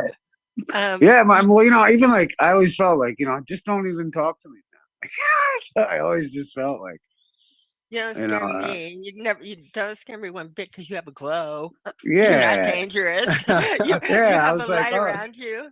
Doesn't matter on the yeah. Yeah, I freaking yeah, it's funny. I I always felt like, it's perfect. It keeps people away that I wouldn't want to talk to anyway. I would think I can see like on, if you couldn't see through, if you actually like played superficial and didn't look through to the soul or the light or anything, but I mean, it's not that, I mean, not only do you play the instrument and the band and that, but I mean, you have a light and a glow, and you can even hear it on air with us. You're a nice person. Well, I always did it, Issa. Back in the day, I always had long hair and a big long beard and dressed, you never saw me wearing like a shirt that had buttons on it or anything like that, That wasn't me. But yeah, it keeps away the people that I really don't want to talk to anyway. People that look at you and judge you by what you look like, I really don't want to talk to those people too much anyway. I'll smile at them, say hi. I might strike a conversation to see if they want to talk. But yeah, those are the people I mostly avoid. I had one guy at the grocery store. I was telling him, hey, go in front of me, sir. You know, he only had like one or two things in his hands, and I had a full cart. And he's like, oh, don't worry about it. I'm retired. And I was like, oh yeah, blah blah blah. I started talking. Like 3 seconds later, he looked up and he saw I was about to start talking more. He just walked to another line. He didn't want nothing to do with me. But yeah, I'm a talker, you know. But yeah, it might have been the way I looked. I don't know. I don't look too shit. Well, I do walk around with tzitzis on and stuff like that. So, and when I let my beard get a little long and I wear my hemp hat, I do look Muslim. I've been told that multiple times. So that might have drove him away. I don't know. I don't know, something different with me than that, because it's like if there was a fight going on, I'd want to sit next to me. It's not like he's not tough. It's not like when I say da da da, like he couldn't be tough, he couldn't be strong, he couldn't be all of the masculine things, or the tough things, but he's a good person underneath, and he's got like an aura. People have got again just a. You just feel sometimes, good and safe in that around. They got bubbles on. Yeah, I think sometimes you gotta, it's like I felt that way when I met you guys. It's like there's like I don't know, man. What's the word? Well, I don't know what the word be, but I would say this is that I also think though that you have to sharpen that, and I think those of us that do sharpen that will always see each other. Right, I do agree with that. That like in tune, like tune into a radio station or something, and out the noise and see. Well, I look at it. It's like going sympathetic vibration, just like those guitar strings. That's what it is. We're not the same, but we're enough alike that we can sympathetically vibrate and make beautiful music together. Right, and if we were the same, it'd be boring. If we were the same, it would be, what's the point? I'm already this person, so I don't need a twin. I want somebody with a clever brain to pick and think, and curiosity, and hope and brilliance. It's not a lot to ask. Oh my God! Well, that's what got me with even any of this. I mean, thank God for the flat Earth shit, because it's like I haven't, I really wasn't even playing any music at the time. You know what I mean? When I was kind of like whatever, and then I like all this music started happening around me but because I linked up with people online who were at least like who I felt like were like when I was talking, the people I ran into were all like cathexis. You know what I mean? Where like I'm sitting there, you're like looking up every other word sometimes because there's so much interesting information and there's like a vast array of it. And you're like, holy, like, once you get in tune or find that, the little intellectual click that actually you learn from, that you could teach, that, what a treasure, man. Like I couldn't, I don't, it's like after I've learned to kind of like appreciate what we already have. We've already won. Flat Earth already won. You know what I mean? It's already over. Like, it's over. It's like, it's almost like, I feel like it's like the samurai who's like in an anime thing, when they make the death blow, but then it takes a little while before the fucking guy splits in half. Right. And that's kind of what we're watching right now is this. Like, we've already made the death cut, walked away, and now everyone's watching. The top part of the torso is just starting to slide off the bottom part of the torso. That's it. But like the work was done, and as the heroes of the movie, we just continue on looking for the next job. You know what I mean? And the next, and I just feel like that's where we're at, man. There's no just a bunch of little David Carradines walking around like kung fu. Bunch of David Wolfs walking around, like I don't know. I think I don't know, but that for me was so cool, and I think like those of us, even across these internets, have had to sharpen our lens and make sure we see the right people. Oh, you know what I mean? Because there's a lot of trickster out here. There's a lot of tricksters. More than most people know. Well, right, and that's why I think I've always kind of had the theory of I try to be as diplomatic and as light as possible as I can be. I'm not offended by any. Nobody can really offend me.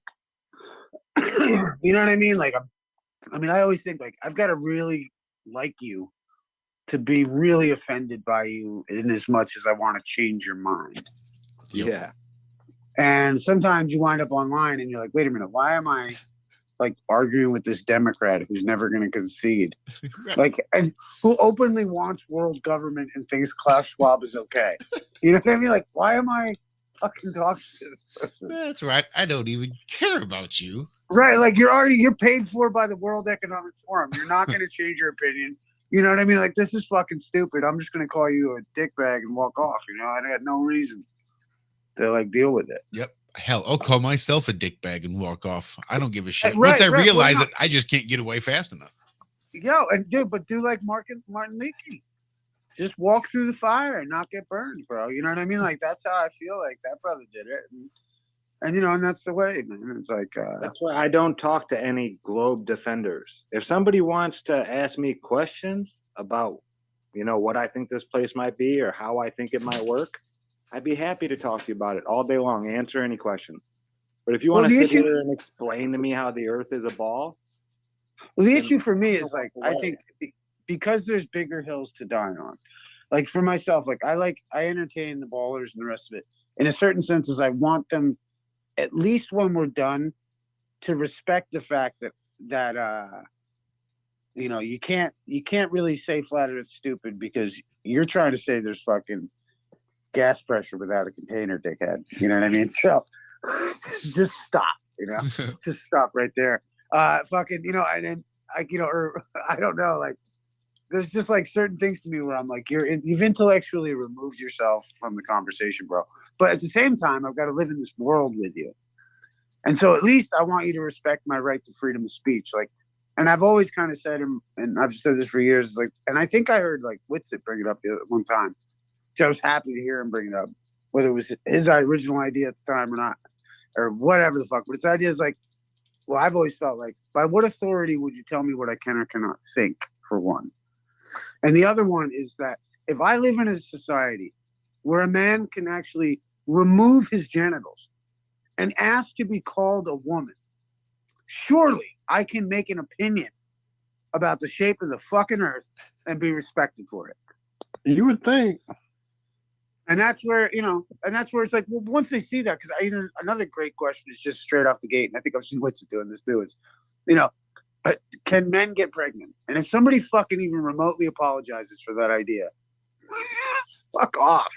Yeah, I got nothing to say to you. Have a nice life. Take care.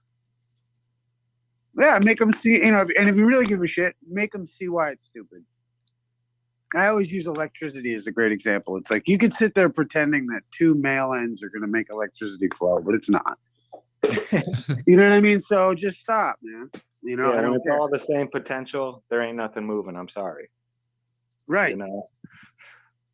So, but I at least try to get them to, respect us and respect the flat earthers and respect globebusters and respect everybody out there. So, people are going to do what they're going to do anyway, but I go into the arena in that regards. I enjoy the little combative back and forth.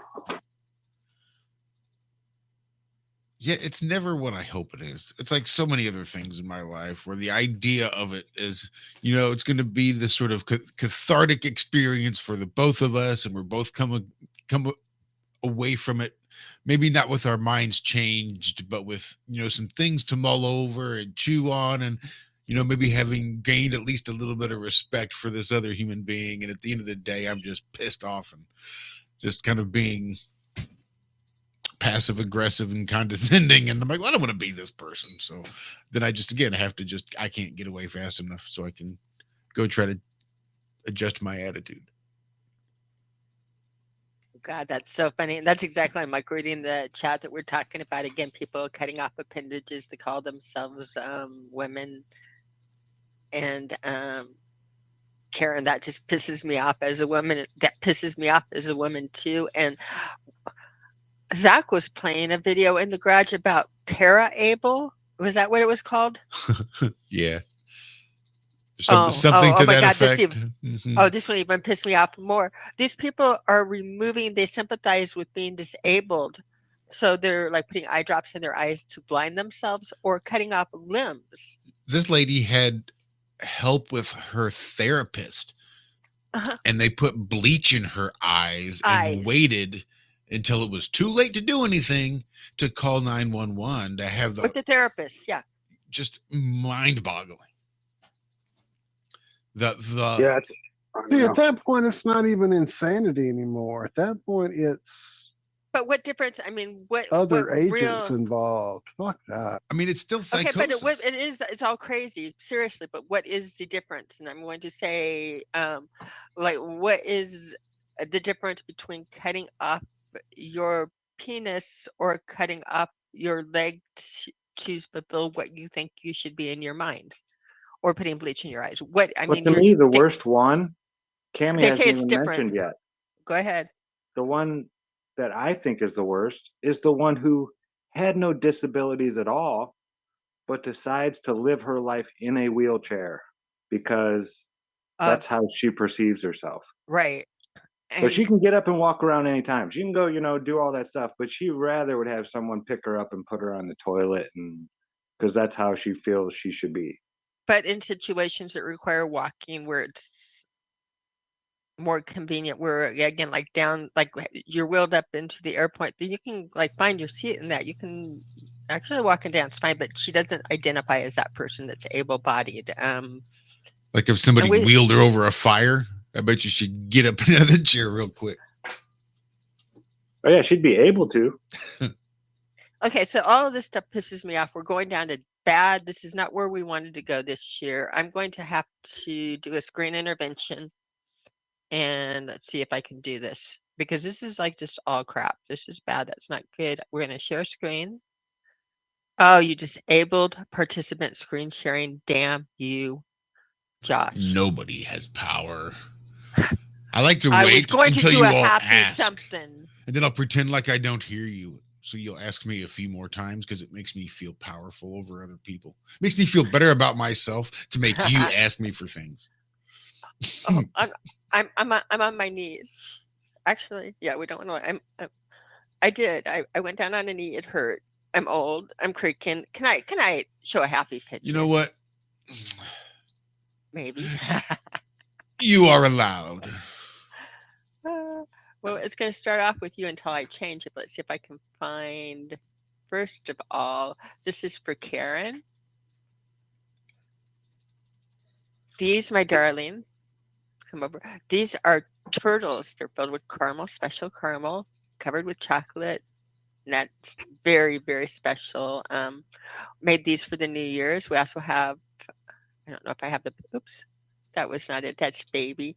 But we have a batch of caramels and stuff too. But more than that, I wanted to share. If you put peanuts in there, aren't they called turtles? I made homemade turtles and I used pecans. I didn't use peanuts. I used pecans and I used a little bit of walnuts. I mean, and you stacked them, right? And they're flat earth. They were turtles all the way down. In other words, I put a layer of nuts down. I poured the caramel. I made the caramel from scratch, poured it over the nuts, and then reshaped and then dipped them in chocolate and then sprinkled more nuts on top of it. They are turtles. And then that's what supports the flat earth? Yeah. Turtle earth. Yeah. Take it back to theme. Yeah. How good could that be? So yeah, they could any one of those could be the shape. Any one of those is a possible shape. I don't know if we'll go back or not, because I'm going to go to this video and just do a little bit of happiness. This is why we can't. This is New Year's Day at our house. And I'm hoping it will bring some smiles to you, Josh. I do in the doggy land, but ooh. But open. Can I play it here? This is, New Year's Day. I don't know what it's doing, but it's Happy New Year's. It's a treat. It's a special treat. Look at the messy kitchen, all this stuff going on. But these rule the house here. He's like, why are you recording? Why you keep recording? Pardon? Me? Hank just keeps looking over his shoulder, wondering why you're recording him. I know. It's like, what's going on? He's don't distract me, Mom. He's busy. What's he doing? I smell some good stuff though. Oh yeah. It's kind of gross, but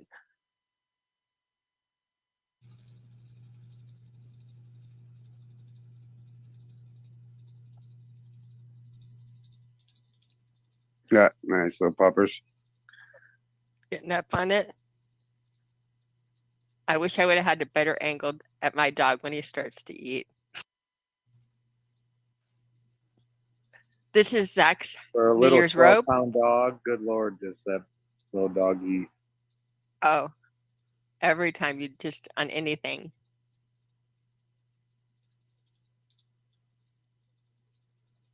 Check him out.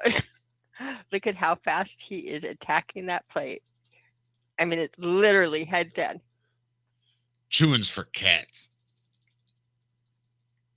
We just swallow it. That was a big plate. I mean, this is the attack. The attack to the plate. That's monumental. That's epic, dude. Holy crap. No, it gets better because this is the norm when they get treats or this. Are you looking? He's gonna. I already knew it was coming. This we know this is coming.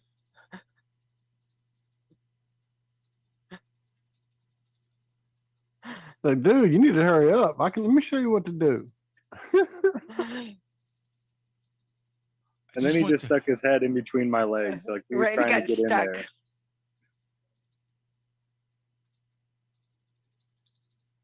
He's denied. He's totally denied. Oh, I'm gonna get it anyway. He's done. He's done. He's done. See, he's done. It's mine now. Snack time. Sorry, on to doing that. That is, yeah, stop share. And I don't think I'd leave. I gave it back to you, right? But yeah, no, that is like any feeding frenzy or anything at our house. That little dog, he's a pig. But it's hard to have a bad mood and look at that. It is really hard to see that and not smile.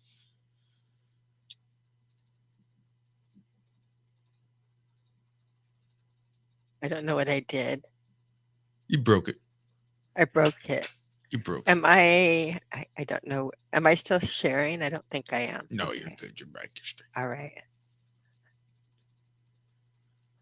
Yeah, our dog really is a little piggy dog. And yeah, they had the same size plates. You wouldn't have thought. And did you see even on the midway where he was like entirely gone and Hank's like halfway before he started his licking? It is amazing. His plate was when Hank went over to his was looked clean before he like went for Hank's. But yeah, they rule the house here. They pretty much bring a lot of joy. I'm glad we're very lucky to have them.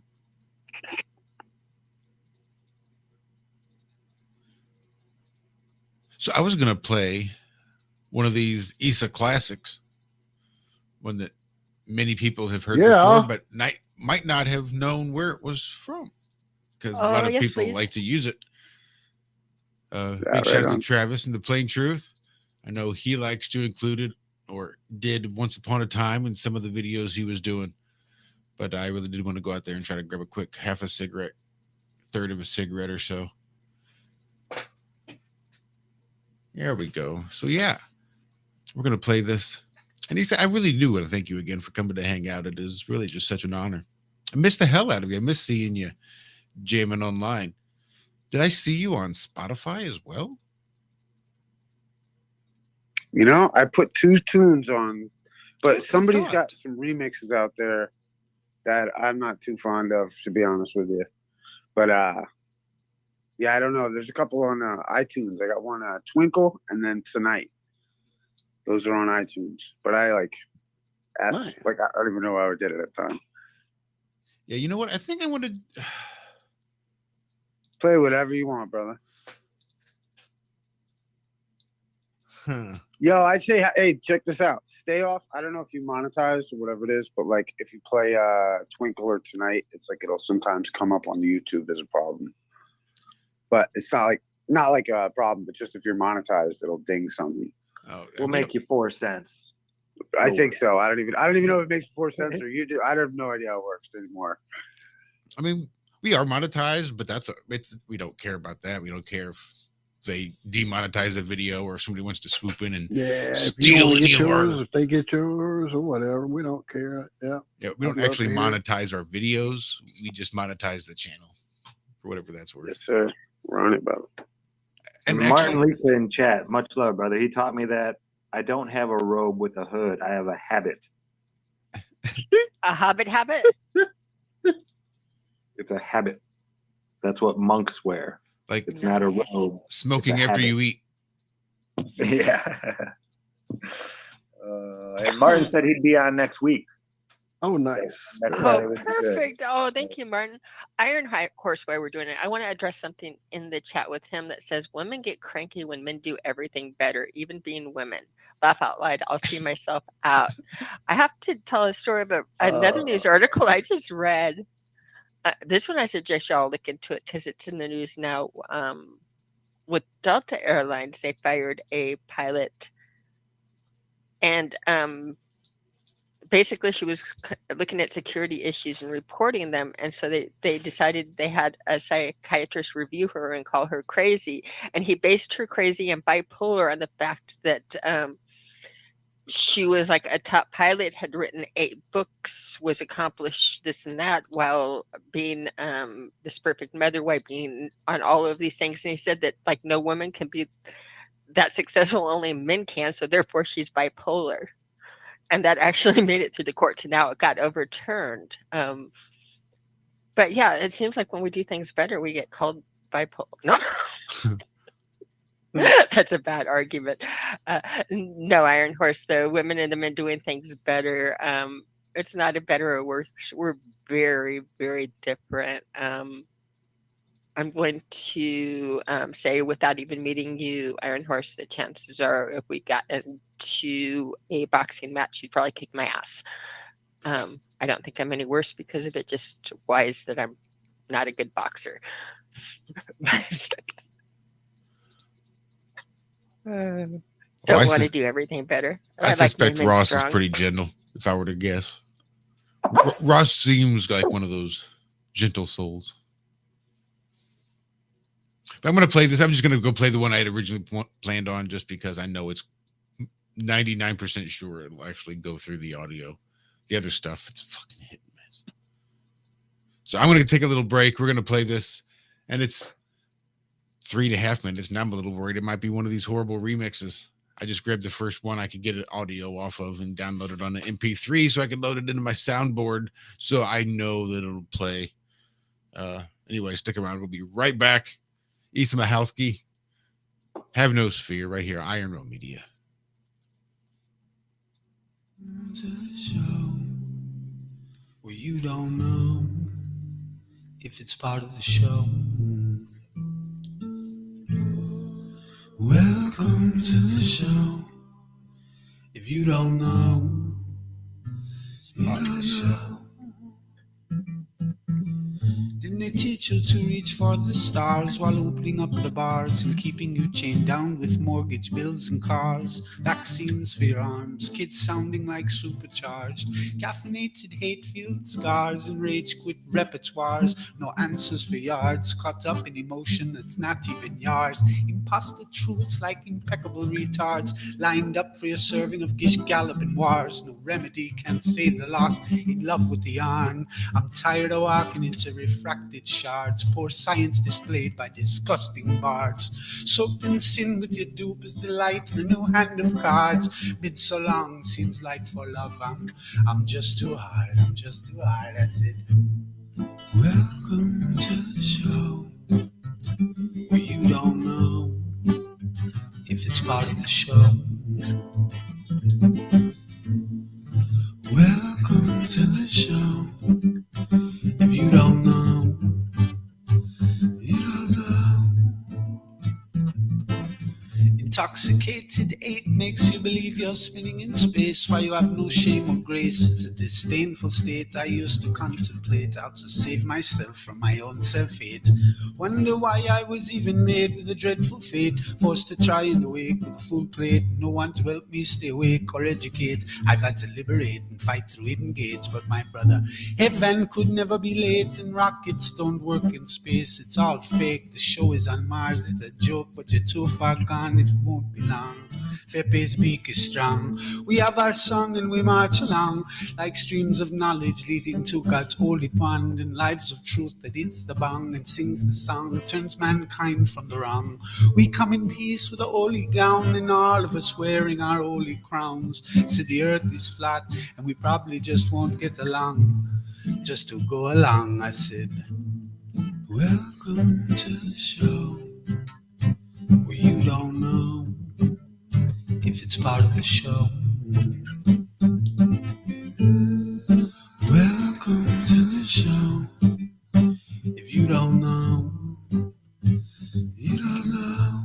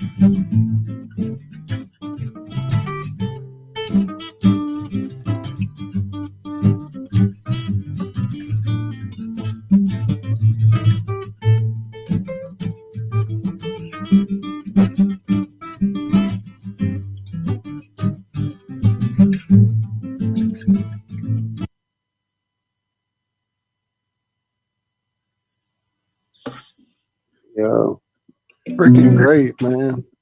yeah, thank you, brother. Thank you for playing it, man. Yeah, man.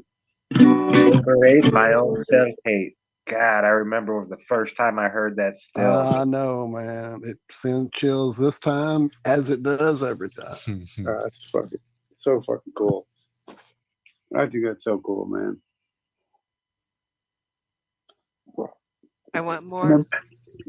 I remember being so I know. tripped out. I remember being so tripped out by flat Earth and like the idea that like talking about it publicly, you know, and like the idea of like being part of this like weird show, and like, you know what I mean, like, just like what the hell is going on, you know? Yeah, let me see it.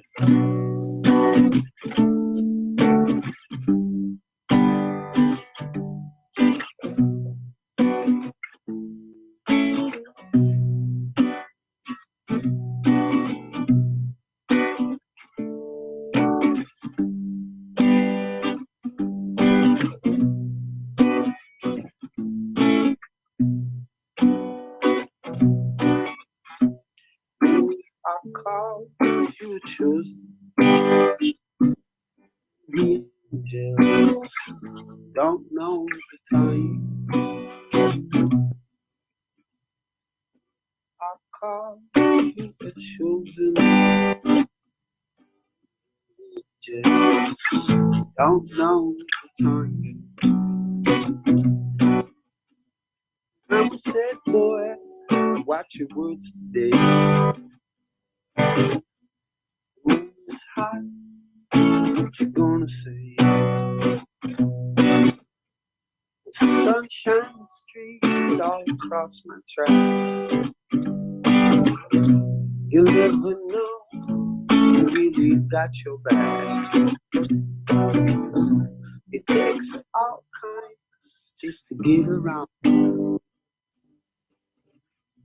Don't lose your mind when it's going down. There's a little background. It takes all kinds just to get around. Don't lose your mind when it's going down. Is there a little feedback or something happening? I feel like there's some Seems noise like we- suppression. Just want to make sure I'm not doubling up here. Nope. I'm getting feedback. Are you? That's all good. Might be me.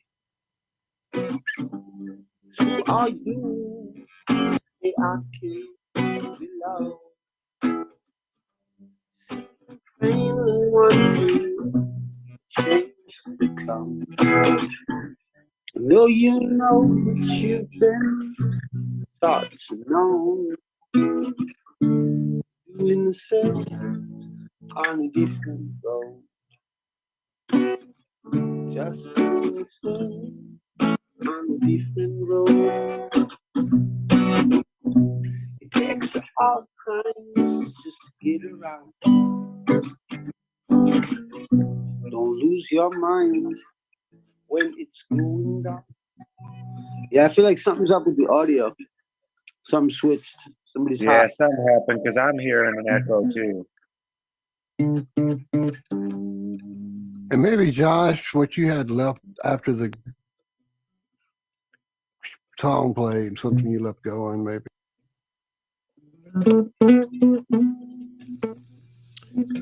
Silly ass Zoom and their original sound for musicians sound setting, I think. Yeah. See, I'm not hearing it right now, though. Yeah, it's gone now. And what was cool is while you were playing, it was almost a reverb or Yeah. Yeah, it was working. It was working with the damn music, sure. not with the talking, but it was working really good with the music to play it back. And I mean, it was nice. Not so much when we were talking, but the singing it worked with. Might be a new, I mean, you might use it.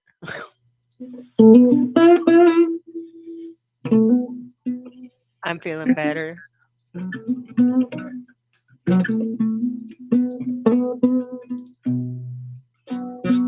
Yeah, I'll leave that one. Yeah, let's see. I like, what's the other one? I was trying to work on a couple of old ones. I haven't messed with in a while. Karen B in chat did remind us you have a slew of hits out there, not just Welcome to the Show. There's quite a few out there. For those that aren't familiar, I did include Issa's link to his YouTube channel in the show description, believe it or not. Yeah, man, thank you, brother. Yeah, I'll try to get this one off and see if it'll work. Let's see. I shared it too in case y'all didn't see it. I dropped it, or maybe I didn't. Yeah, I did. There it goes.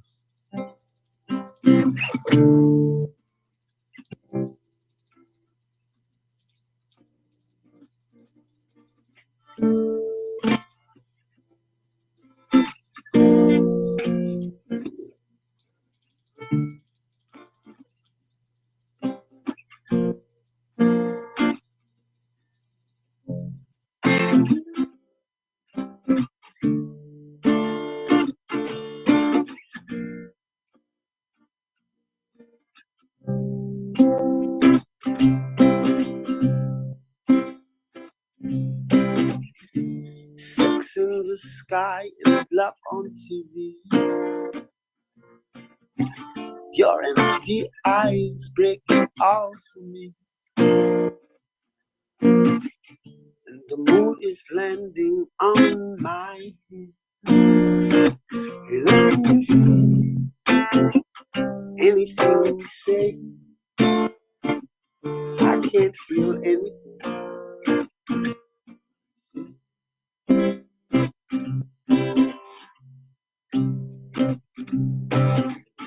And the blood is thicker when the anger spills. Like over the edge where Columbus killed. Through the lights, trees couldn't change. Washington, Washington, Washington.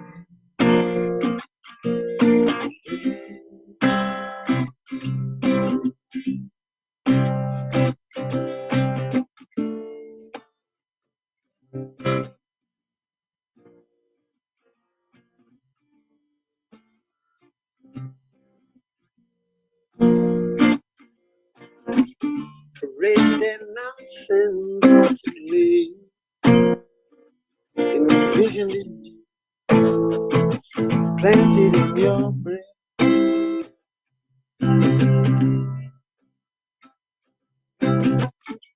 So do not conform to the world. Ask your mind and touch the soul. That's your eyes. You can see destructive science breaking you and me.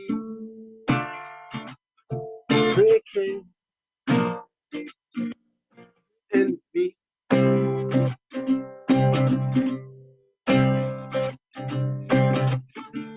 Sex in the sky and love on TV. Your empty eyes breaking out for me. And the moon is landing on my head. I can't feel anything you say. I can't feel anything.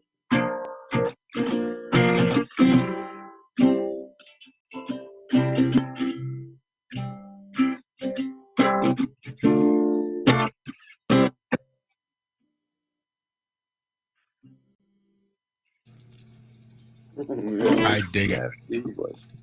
I dig it. Fucking awesome.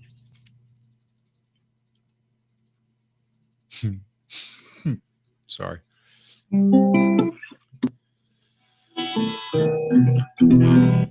This too has been a nice little reprieve from a stressful week. So much appreciated. Much appreciated. Oh man, it's a treat to fucking revisit some of these songs. Fucking, you know, it's nice when you guys invited me. I was like, oh man, I gotta go look over a couple tunes. And then I like never had time to really sit down and really hang. But well, I was looking at that Spotify and I saw that you put those songs up in 2018. And I got to thinking, like, crap, it's like 2019 is like when all the other stupid shit kicked off, and like 2020, 21. I'm like, gee, has it really been that long since I've like seen and talked to you? So I'm like, Christ, it's gotta be. And yeah, well, yeah, man. It's, you know, honestly, man, we got like, it was crazy because me and both Cathexis and I were facing a lot of online shit. And then, you know, we were like, you know, I remember for a long time I thought to myself of this, you know, this question of like, what is victory to me? You know what I mean? Like, what is victory to somebody? You know, what is, and I thought like, you know, well, you know, a quiet, nice life, you know what I mean? Like, that's like, you know, that's kind of victory. And you know what I mean? If like you're out there trying to beat down and fight the world, I just don't think it's a tough win. Yeah, you can always find a fight. You'll always be able to pick a fight. And if that's what you're looking to do is take on the world, if you survive, you'll do it forever. You can do it. Yeah, there's always going to be something to pick up on. There's always going to be something to fight. Yep. And you know, and that's where either like I've always dug that notion too, like, you know, there's only creditors and debtors. You know, there's only two types of people. You know, creditors and debtors. And you know, it's like the debtors are always complaining and the creditors are always providing. And you know, I just think you wind up like, even like flat earth is a complaint, right? Mm-hmm. You know, we're going to complain about how the government lied to you, like, whoa, poor me. Like, you know what I mean? It's like a debtor thing of where, like, you know, and rightfully so, because I mean, we have a grievance, but I just think also there's that realm of where it's like responsibility and an ability to just say, you know what, okay, but that's, again, you can fight every nuance of the argument if you want, but eventually you'll just have to be able to walk away and say, the only way I have a peace of mind and achieve victory is personally. It's not going to matter what anybody else thinks. It's, can I find that peace of mind regardless of the chaos around me? That's going to be the true victory. And if I can't achieve that with what I'm doing now, that I just have to figure out how to make it happen. And that's, I think that happens with age and wisdom, I think. Well, I think also too, like you think, or I think of it like, you start exposing or going in too deep on any of these topics. It's like, you're potentially offending very wealthy very wealthy CD types, and especially when you're calling them out, like, in real time. You know what I mean? Like, you face I think you get like a certain kind of backlash from these like little control groups that they have or something. I don't know, man. And I just felt like, I don't know. I feel like, it's like flat Earth is like this tidal wave, and like some of us have kind of like, we've dealt with the tidal wave before it became a tidal wave. You know what I mean? Like, how like a tidal wave, if you're in the middle of the sea, the tidal wave is like nothing. It's a little up and down. You know what I mean? It's not much. But when you get by the shore, and I think what's coming for the people, do you know what I mean? Like, we're kind of all out past the initial wave, watching it crash into shore. And I think the problem with that is that people are also going to be mad at us.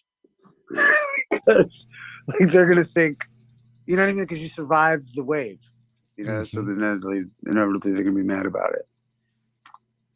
Whereas some people, it's like destroying them. Yeah.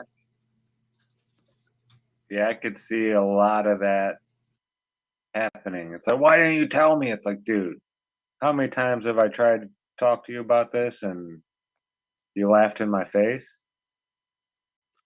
Well, I think like, like I think like any wise person would, you're supposed to know that this is how people behave. You know what I mean? Like, it's like being surprised by a child doing something, you know what I mean? Surprising. You know what I mean?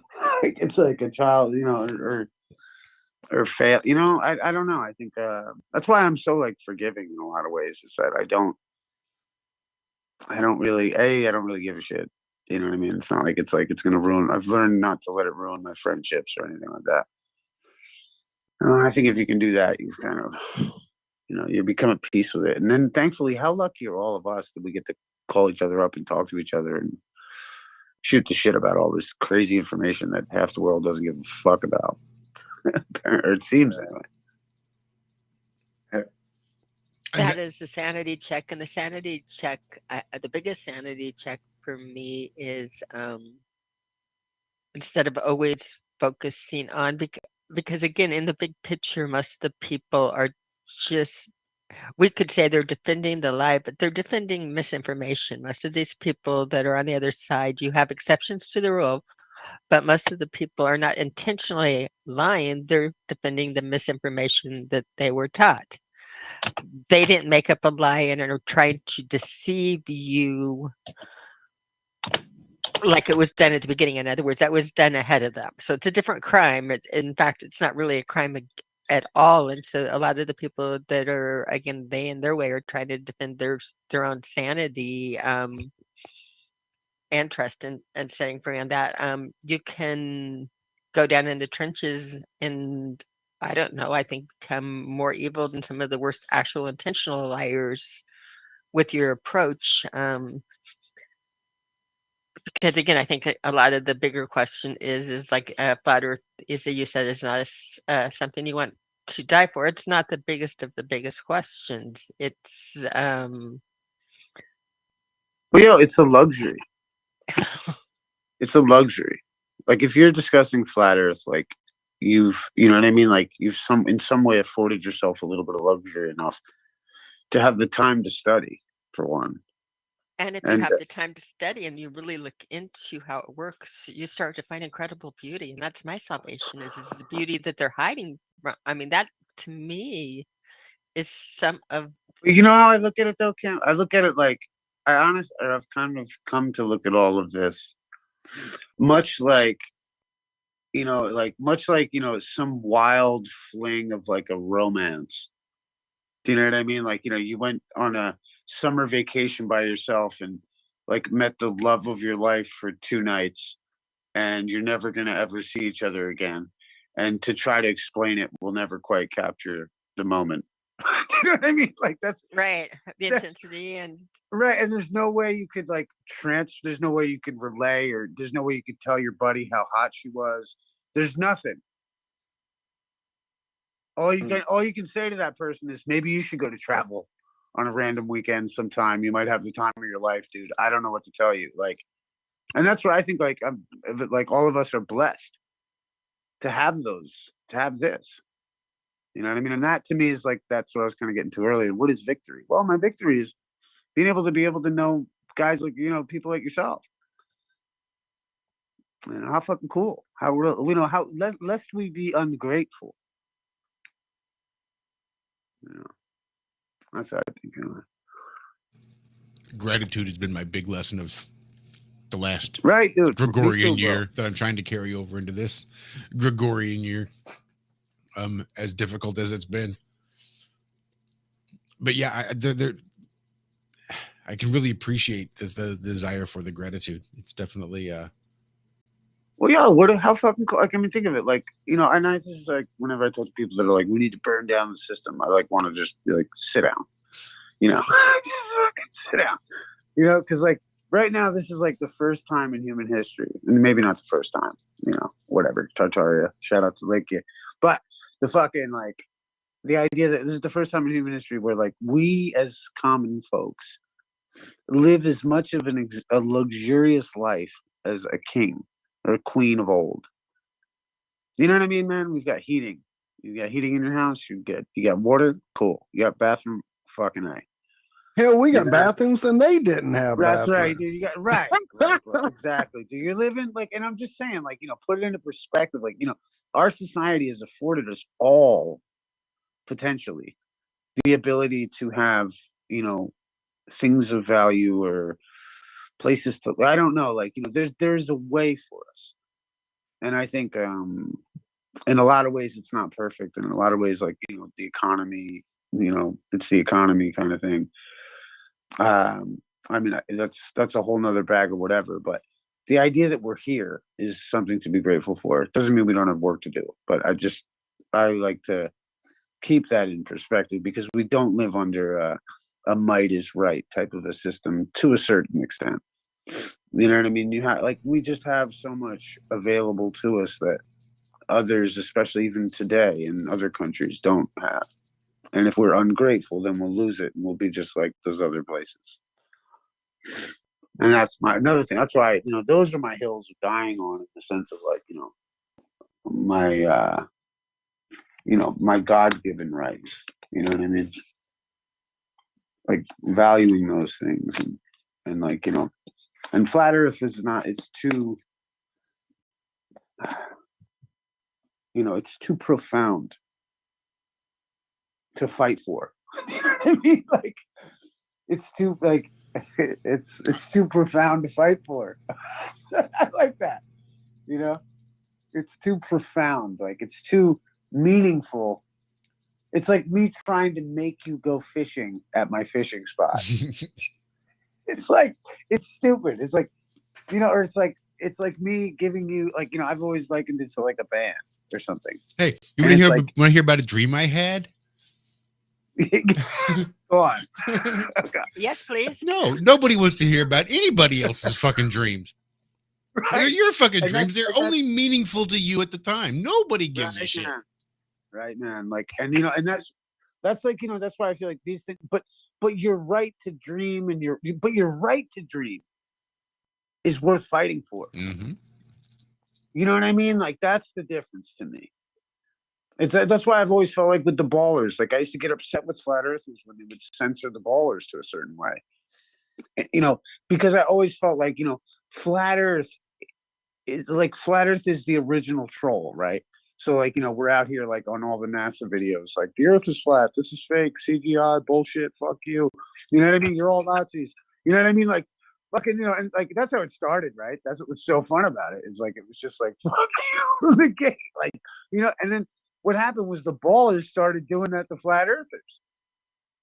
So the ballers would come in the chat room and be like, the earth's a globe, you're a fag. You know what I mean?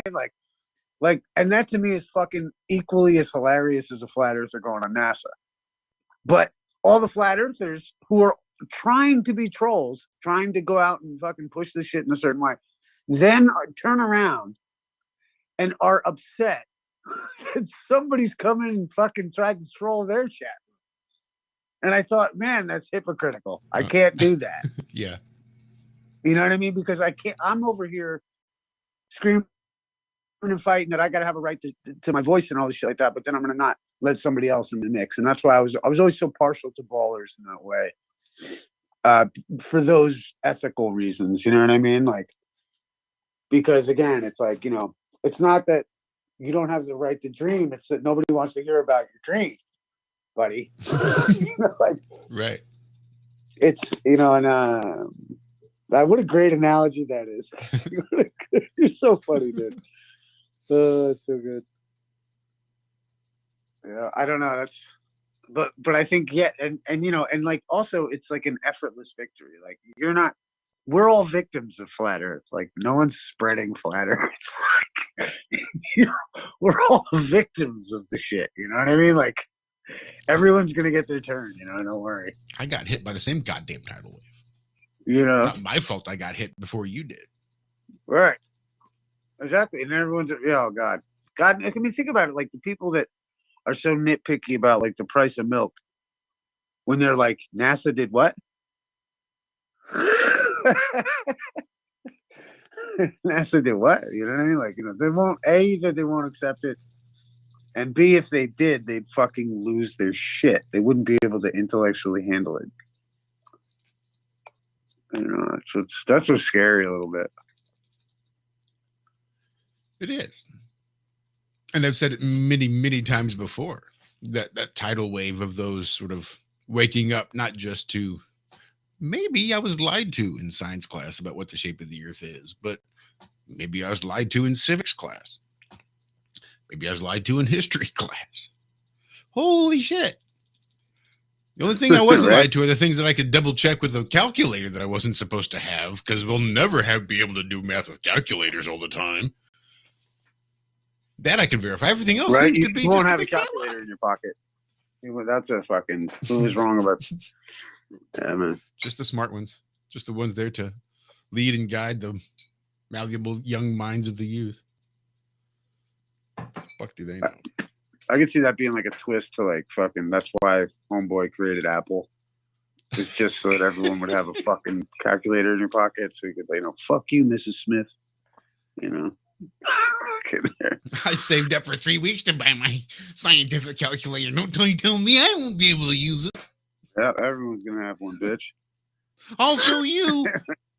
Everyone's gonna have a calculator. My goal is to make sure everyone has a goal. You know, it sounds like some shit. You know, some witty kid would say after getting in trouble. Or my goal in life is to make sure that everybody has a calculator in their pocket. Or that weird epiphany that he had microdosing mushrooms at his therapist's office. You know what it was? It was I wasn't able to use calculator. Put more bleach in your eyes. Put more bleach in your eyes. Fucking therapist and shit. God. What a world. Did I hear a little one running around back there too? Is that something else that's been added over the last few years? Did I hear more young ones? It is, brother. That's congratulations. That's awesome. Thank you, brother. Yeah, thank you, man. Yeah, man. I'm stoked. It's been real fun, man. Real bunking. Shit. Yeah, man. Yeah, if we can, you know, that's again, you know, it's like, what is victory, man? You know, it's like, shoot, my victory now is sounds a lot like that voice I heard in the background there. Yeah, you know, shoot, my victory is killing the food I eat. You know, that's my fucking victory, brother. That's my shit right now. And that is, that's it, brother. I was a hunter once upon a time. I think I'd have a real hard time psychologically doing it, but there's also a lot of freedom to be had. A lot of people are turned off at the idea of having to hunt and kill their own food. But once they actually are forced to be in a position where they can, or where they have to, and then they successfully do it, and they realize, oh shit, I can go out there and find and hunt and kill and dress and clean and prepare and cook my entire meal without the use of Federal Reserve notes in grocery stores. I don't necessarily need to be reliant or as reliant as I have been. So again, there's freedom there. There's a lot of self-reliance to be found, and just being able to do something as simple as kill your own food. I mean, I think also it's weird how I saw there's a great, the Apache Indians. They were like the only tribe that like wasn't put on a reservation, and they have a great, or there's a great, I guess, a proverb or something. Like the farther man's feet are from the earth, the closer he is to his own destruction. And that's always kind of sat with me. And the idea is like, even like the fact that we wear shoes, not that I don't wear shoes and shit, but I'm just saying like, the idea that we're so removed from this earth in so many fucking ways, you know what I mean? Never mind the shape. Like we're so removed in the sense that people don't even know what north, east, south, and west mean anymore. They don't even understand. Like, you're over there arguing about the angular diameter of the fucking whatever navigational star, and like these people don't even know that there's like, you know what I mean? Like, what is the Big Dipper? They've never known it's the Big Dipper.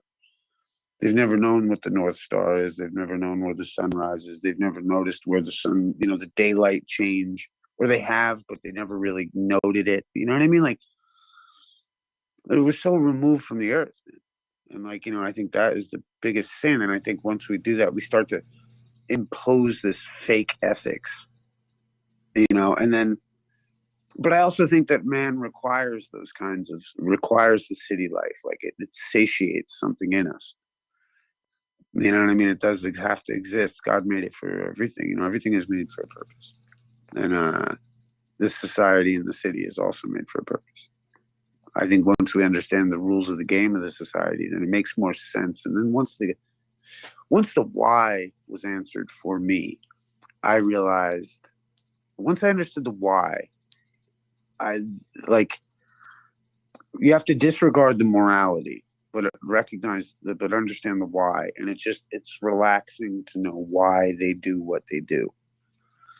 And then it's not so much of a mystery. And then you have a bead on your adversary. You know what I mean? As opposed to being something scary in the dark, you've now got a glimpse of it. Versus trying to be like, I'm afraid of the dark, I'm not going to look. I don't know. And I think that we have so much potential victory at hand. And I think like I'm so like fascinated with how our society will deal with these things.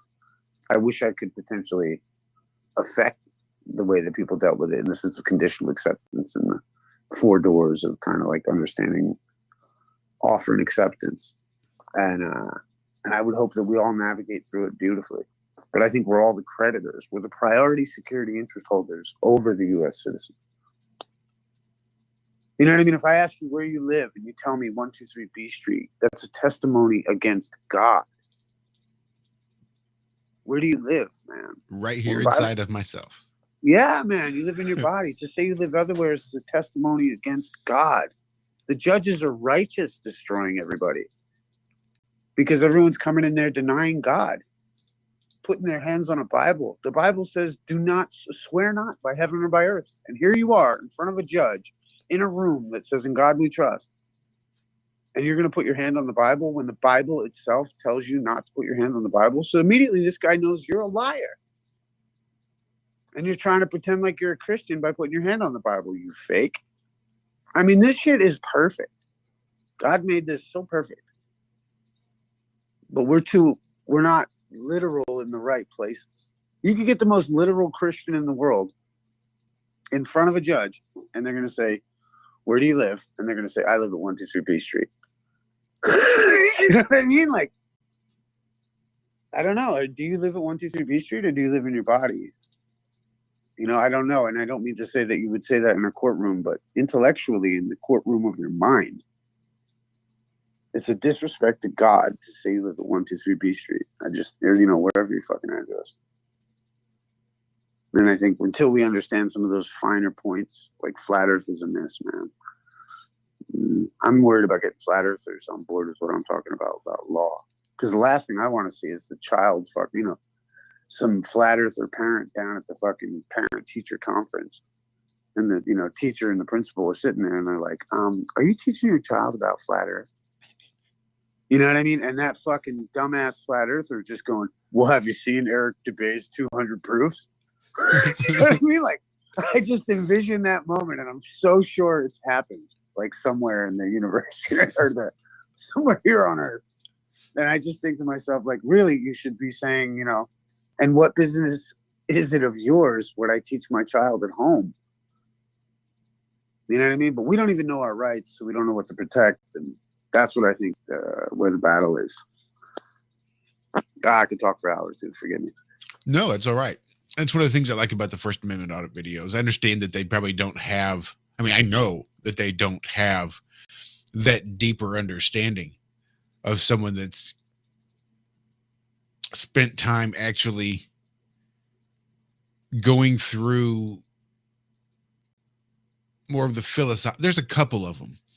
My issue is that a lot of those guys don't like me for my position about these things because they're quite a certain way about it. But well, sure, because it makes it hard for them to execute what they want to do.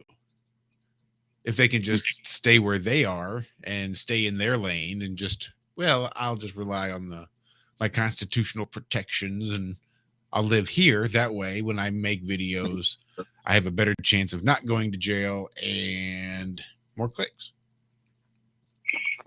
Yeah, I think, the legal, that's another thing too, is it's discussing legal shit is very dicey. It's like, it's like, I feel like I have to say, like, this is not legal advice. Like, you know what I mean? Like, nobody on the show are attorneys, nor do we try to pretend to be, and take nothing that we say here as legal advice. Like, please consult a local attorney. Right, for entertainment purposes only and shit. Like, it's like, that's our, because I feel like the public is dangerous. Like, it's yuck. Yeah. But you know what I mean? If you're my, like a friend of mine or something like that, like, shit. Like, I think there's remedies for days, man. I've seen it happen. I know how to, like, there's certain ways that. But consistently, my issue is the subjectivity. Consistently, of law. every fucking time, bro. Huh. Every fucking time. There's no mystery. Anytime that I've had any hiccup, I can identify where the hiccup was. You know what I mean, bro? Like, nothing is amiss. Especially me and my boy Walt World, man. Dude, we'll take any, you know what I mean? We took a very powerful person to the courtroom, and but we took them with a person who didn't really know what they were doing, and that's the problem.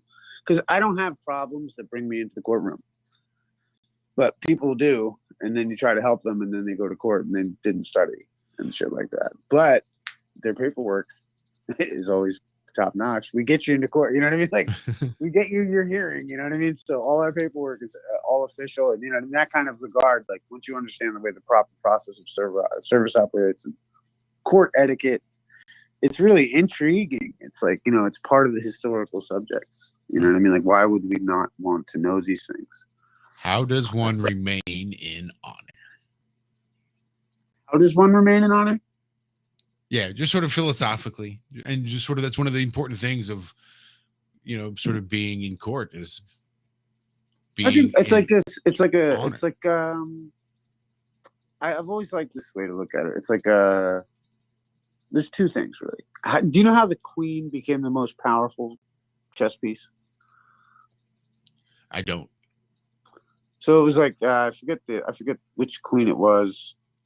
I forget which queen it was. I'm not going to take a guess, but she was watching people play chess, and she said to them, "What did she?" She said, "Do you mean to tell me that the queen is the weakest piece on the board?" And they changed the rules so that the queen was the strongest piece on the board. And the reason they did that is because she asked a question. She didn't tell them. Because think of the ramifications of the answer to the question. She's a queen. She might have your head chopped off.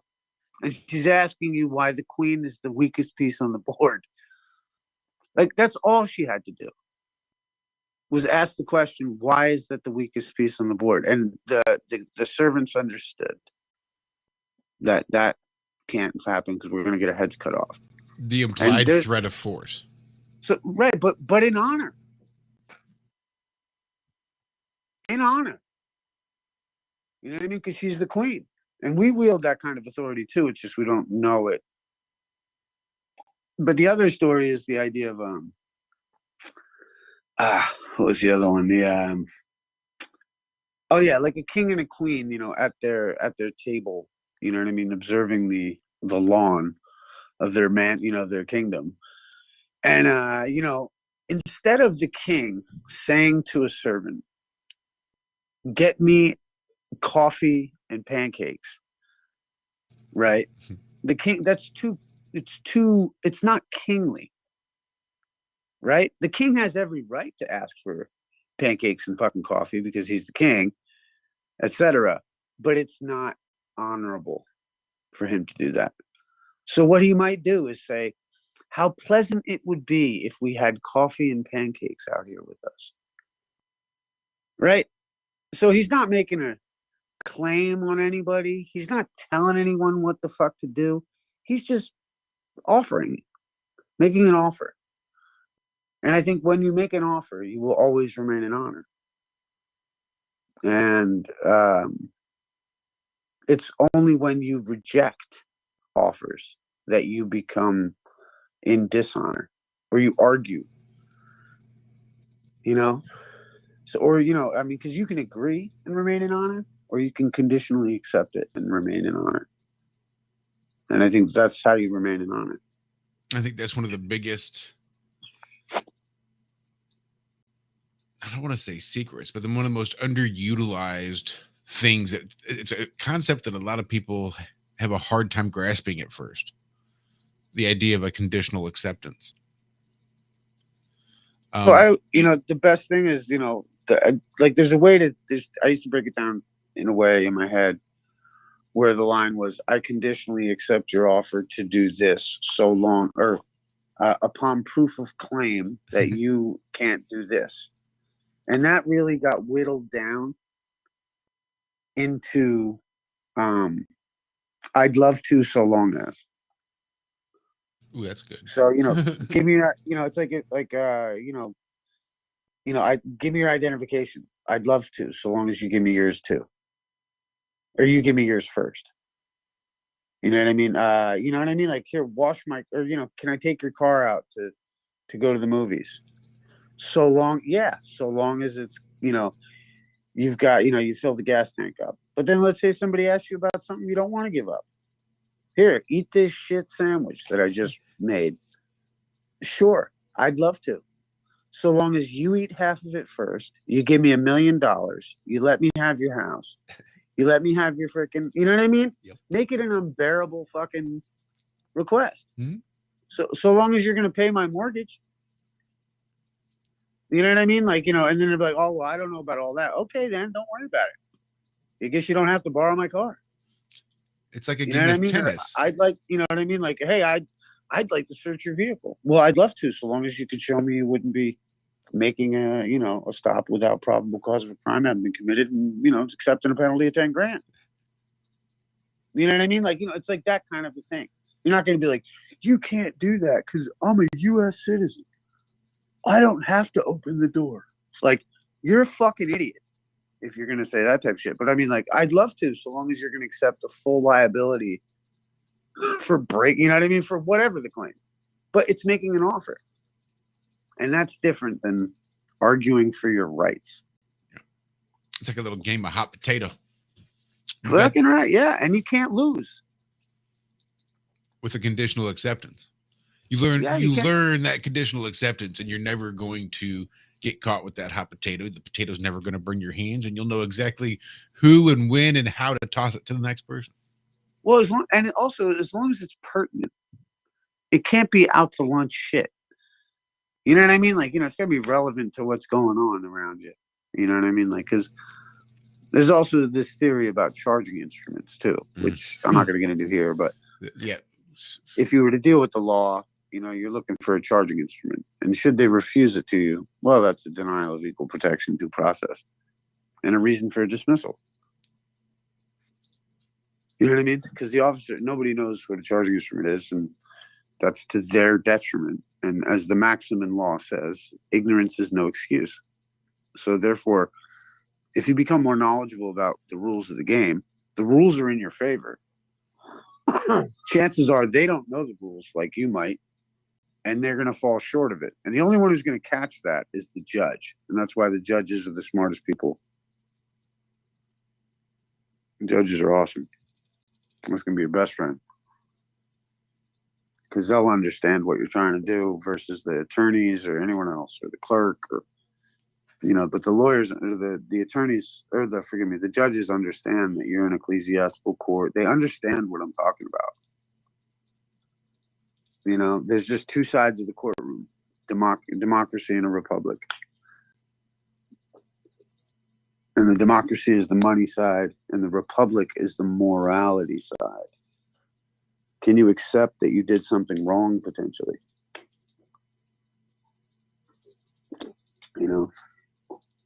In the Bible, Matthew 5:25, agree with thine adversary quickly, lest he takes you to the judge and the jailer and all the rest of it. Because if and that's why I agree. I'd love to. So long as whatever my ramifications are. Uh-huh. But I think those are valuable. That's like a valuable tool. It's like the idea of, and same thing with, that's why I always thought, like with flat earth, it's such a great debate topic to practice conditional acceptance with.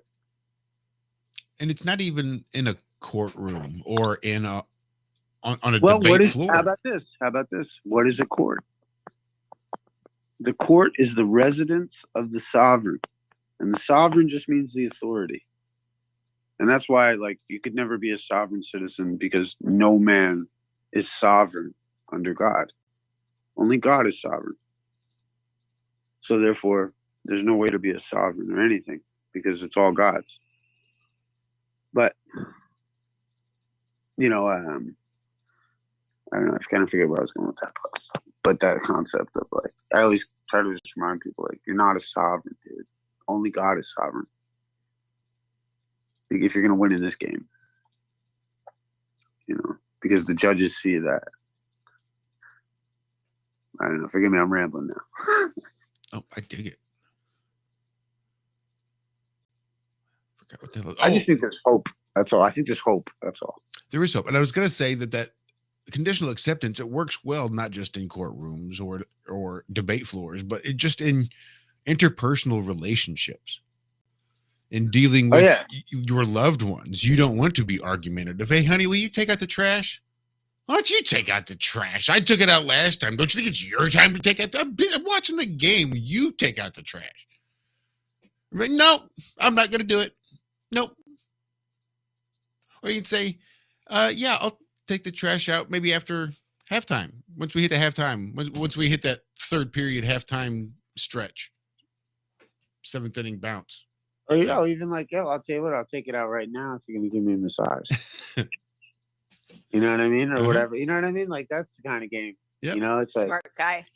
There you say smart guy. Right. You know what I mean? Here, do this. All right. I love to. All right. I'll do that. So long as after that, you do this. You know what I mean? Or when, you can play all them games. You know what I mean? And then that's what's crazy too, is you realize where the other party will be a debtor and just be like, I'm not going to do that. And all right, then just relax about the garbage then. Or they'll catch on, and pretty soon it's the two of you having a conversation, coming to terms about the housework so that you can both walk away happily. I mean, that don't happen. That don't happen. No, it don't happen. It don't happen anywhere. But it's the thought that counts. No doubt. The road to hell is paved with attention, bro. What can I? Oh, that's what I was getting to for. It's the idea of court. And forgive me for a second, I was thinking of sovereign in a certain way, but sovereign is residence of the authority of the residence of the sovereign, and sovereign just means authority. So essentially, like in one regard, you're the authority of your own life, right? So you're always in court. And like, and that helps to think of it that way too, because you're constantly in court. You're the, i.e. the king or queen of your world, and you're always in court. You're always conditionally accepting, and like, it took me a while after I really like kind of got myself to just conditionally accept. Like if I turn it on, and that's what's fun about debates is that I get to turn it on, and that's why I enjoy it, because it's like very animated. Mm-hmm. It can be anyway, and I enjoy that part of it, and I love hamming people up. Like, I love one time I was on the phone with this attorney one time. Oh, it was fucking hilarious. I had him dead to rights. I was like, it was so funny, man. I had him like asking me questions about. It was so funny because I had him and his party were so wrong, and he knew it. He was trying to act stupid, and I caught him out. It was just really fun. It's fun when you do it. You understand what you're doing, and you understand the relevance of what you're saying and why you're asking for what you're asking for. And it's an exciting game, I think. So there's an idea out there, and I can totally appreciate it. I just sort of wanted to get your take on this, because one of those weird offhanded thoughts that I have that I think I could probably safely share here, that rights are like muscles. If you don't use them and exercise them, you'll lose them. And if you don't know them, do you even really have them? Right. So it's the existence of the rights that sort of gives the rights their importance. And I was thinking about sins and Christ having died for our sins. And, if you don't exercise your rights, it sort of makes all of those people that have fought for our rights, it just makes their sacrifice a little bit worthless. Right? You have to exercise your rights and flex those rights in order to justify and give meaning to the loss of life that went behind the protection therein. Which takes me back to sort of Jesus and having died for sins. If nobody sinned, would Jesus's death be that big a deal? Like if we all lived our best lives and we all stopped sinning, would Christ's death be that important? So it's almost like it's the sinning, the act, that gives the importance to the act of the sacrifice. We have to sin. We can't not, sort of in our DNA, so to speak. I think it's also, they also set it up that you're already born in sin.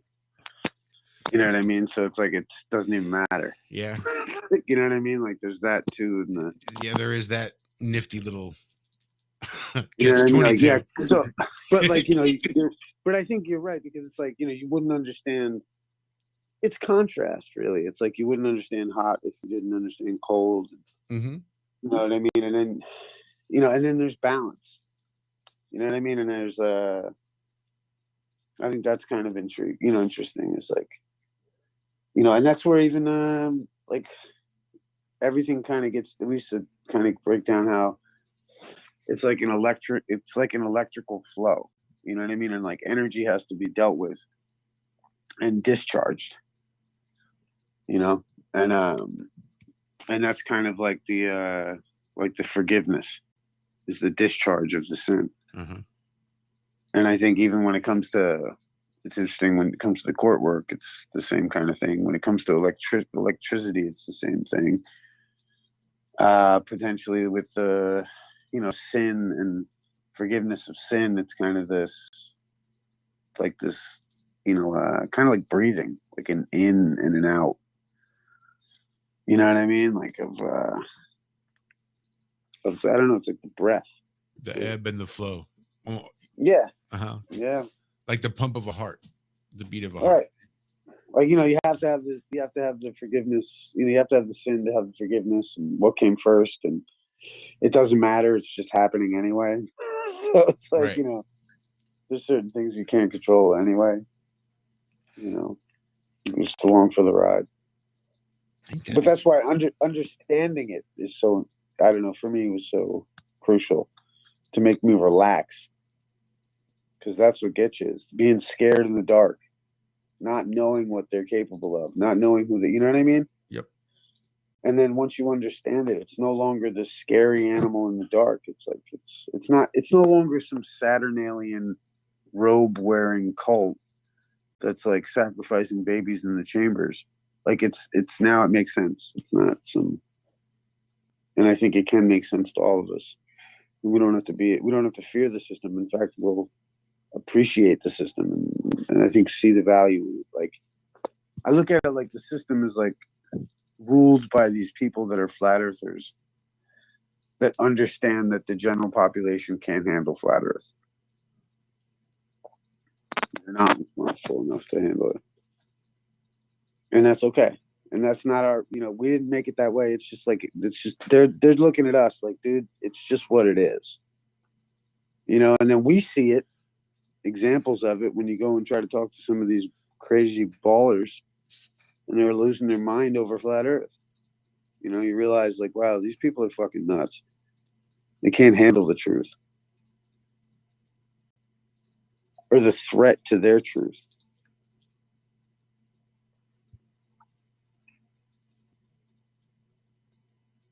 And it does seem like that information. Yeah. Go ahead. I was going to say, it does seem like that divide is being made more contrasted, more clear as these months roll on. Not even necessarily about flat earth, but just from people in general. Yeah. And good riddance. It's like all the people that wanted this medical tyranny and tried to pretend like they had some kind of authority because they did something or that you might not have done. It's like all these Nazis have shown themselves, and that's a good thing. You just got to know who you're dealing with when you're dealing with them also too. I just look at them like that in that way sometimes. And then even like, we're such sensitive souls. I think they have a soul. And then you're like, oh, that's right. You don't have a fucking soul, you piece of shit. You know what I mean? Like, you got to I have to check myself on that stuff all the time. Like, wait a minute, I'm being too nice to this person in a way. It's like they're a dick and you know it. And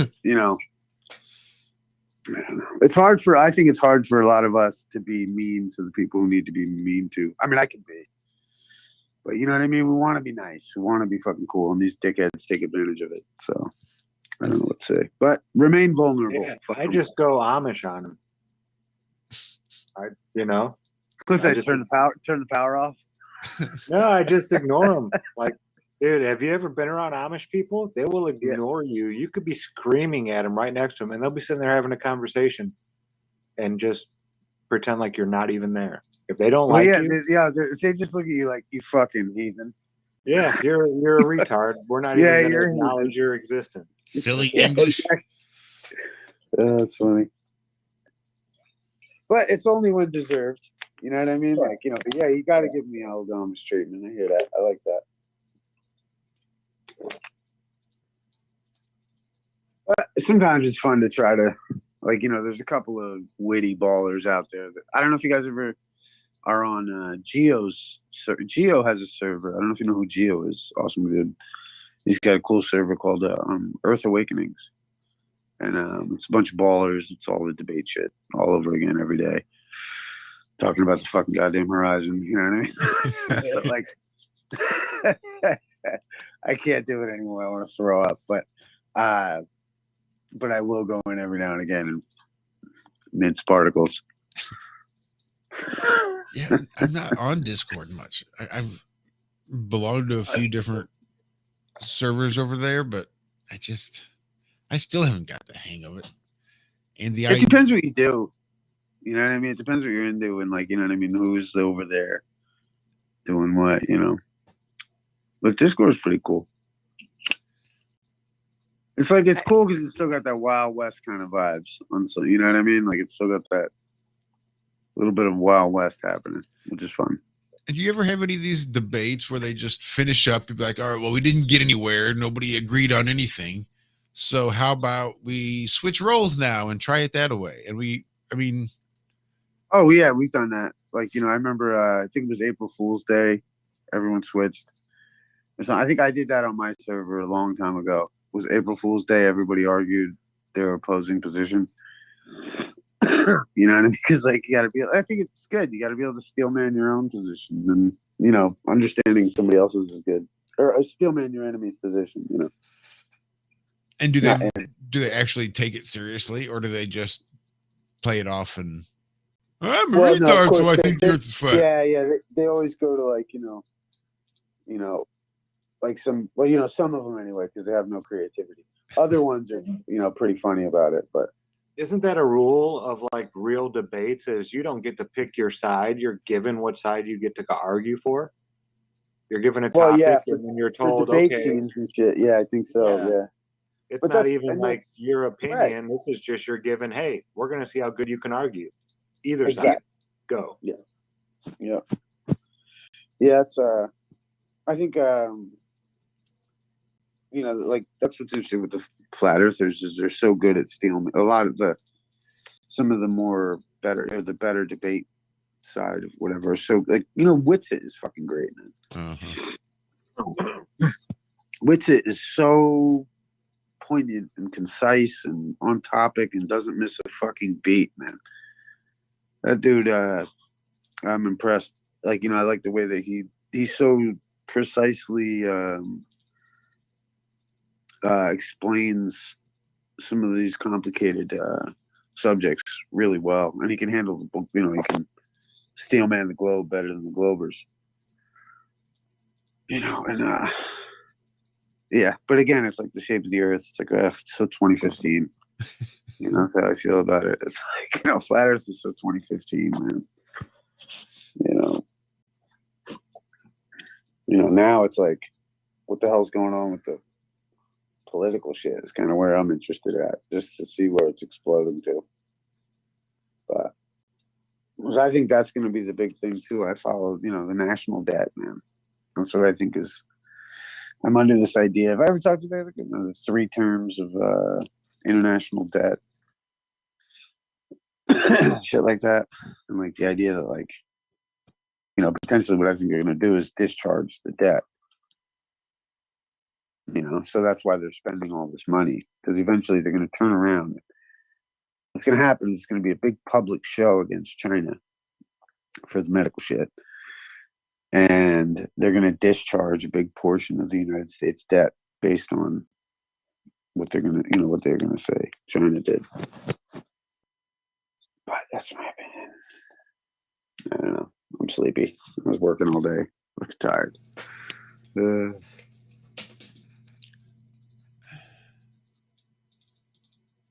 It is that time. We are getting close. It's been a wonderful, wonderful, wonderful Friday evening, first Friday of the year, and I appreciate that. No doubt. Thank you for helping us kick it off right, man. We do definitely. I know I'm not in charge on this, but I do know we need at least one more Issa song before we close it out. Is that a request? Yes. How do I phrase that correctly, Issa? So it's like it would be so. Wouldn't it be? Wouldn't it be lovely? Wouldn't it be a lovely, lovely way to end out such a fabulous evening? Yeah, I suppose I would have to be. I'd be obliged. Suppose I'd be obliged to fulfill your request.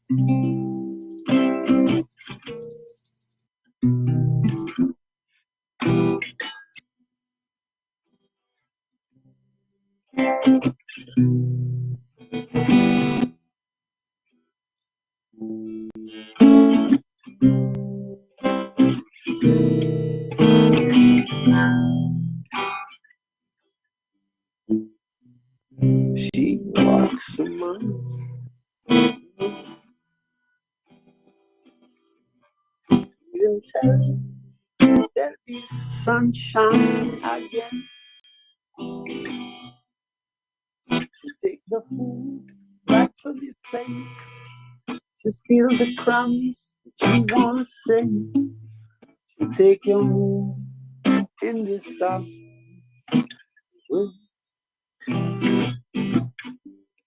So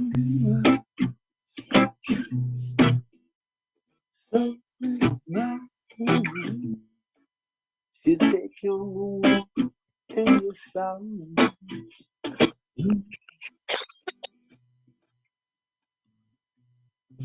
She thinks about all this going round. Pretty tone, maybe an opportunity. Another with some mystery. Down the road to misery. A little bit of fantasy, cause that's really what it seems like to me. You take your mood and your stars with you. So many miles, hold on, so many miles. You take your mood and your stars with you.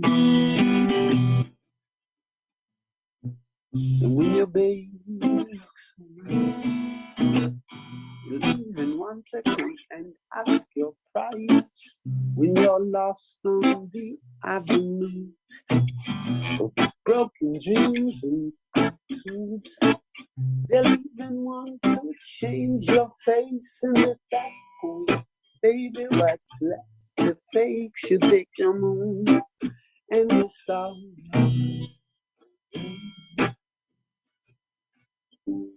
So many miles, so many miles away, trillions of miles. You take your moon and your stars away. So many miles.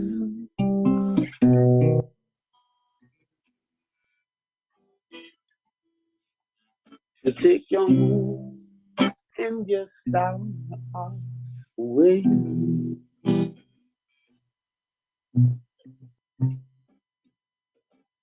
Hey, yo, thank you guys for having me, man.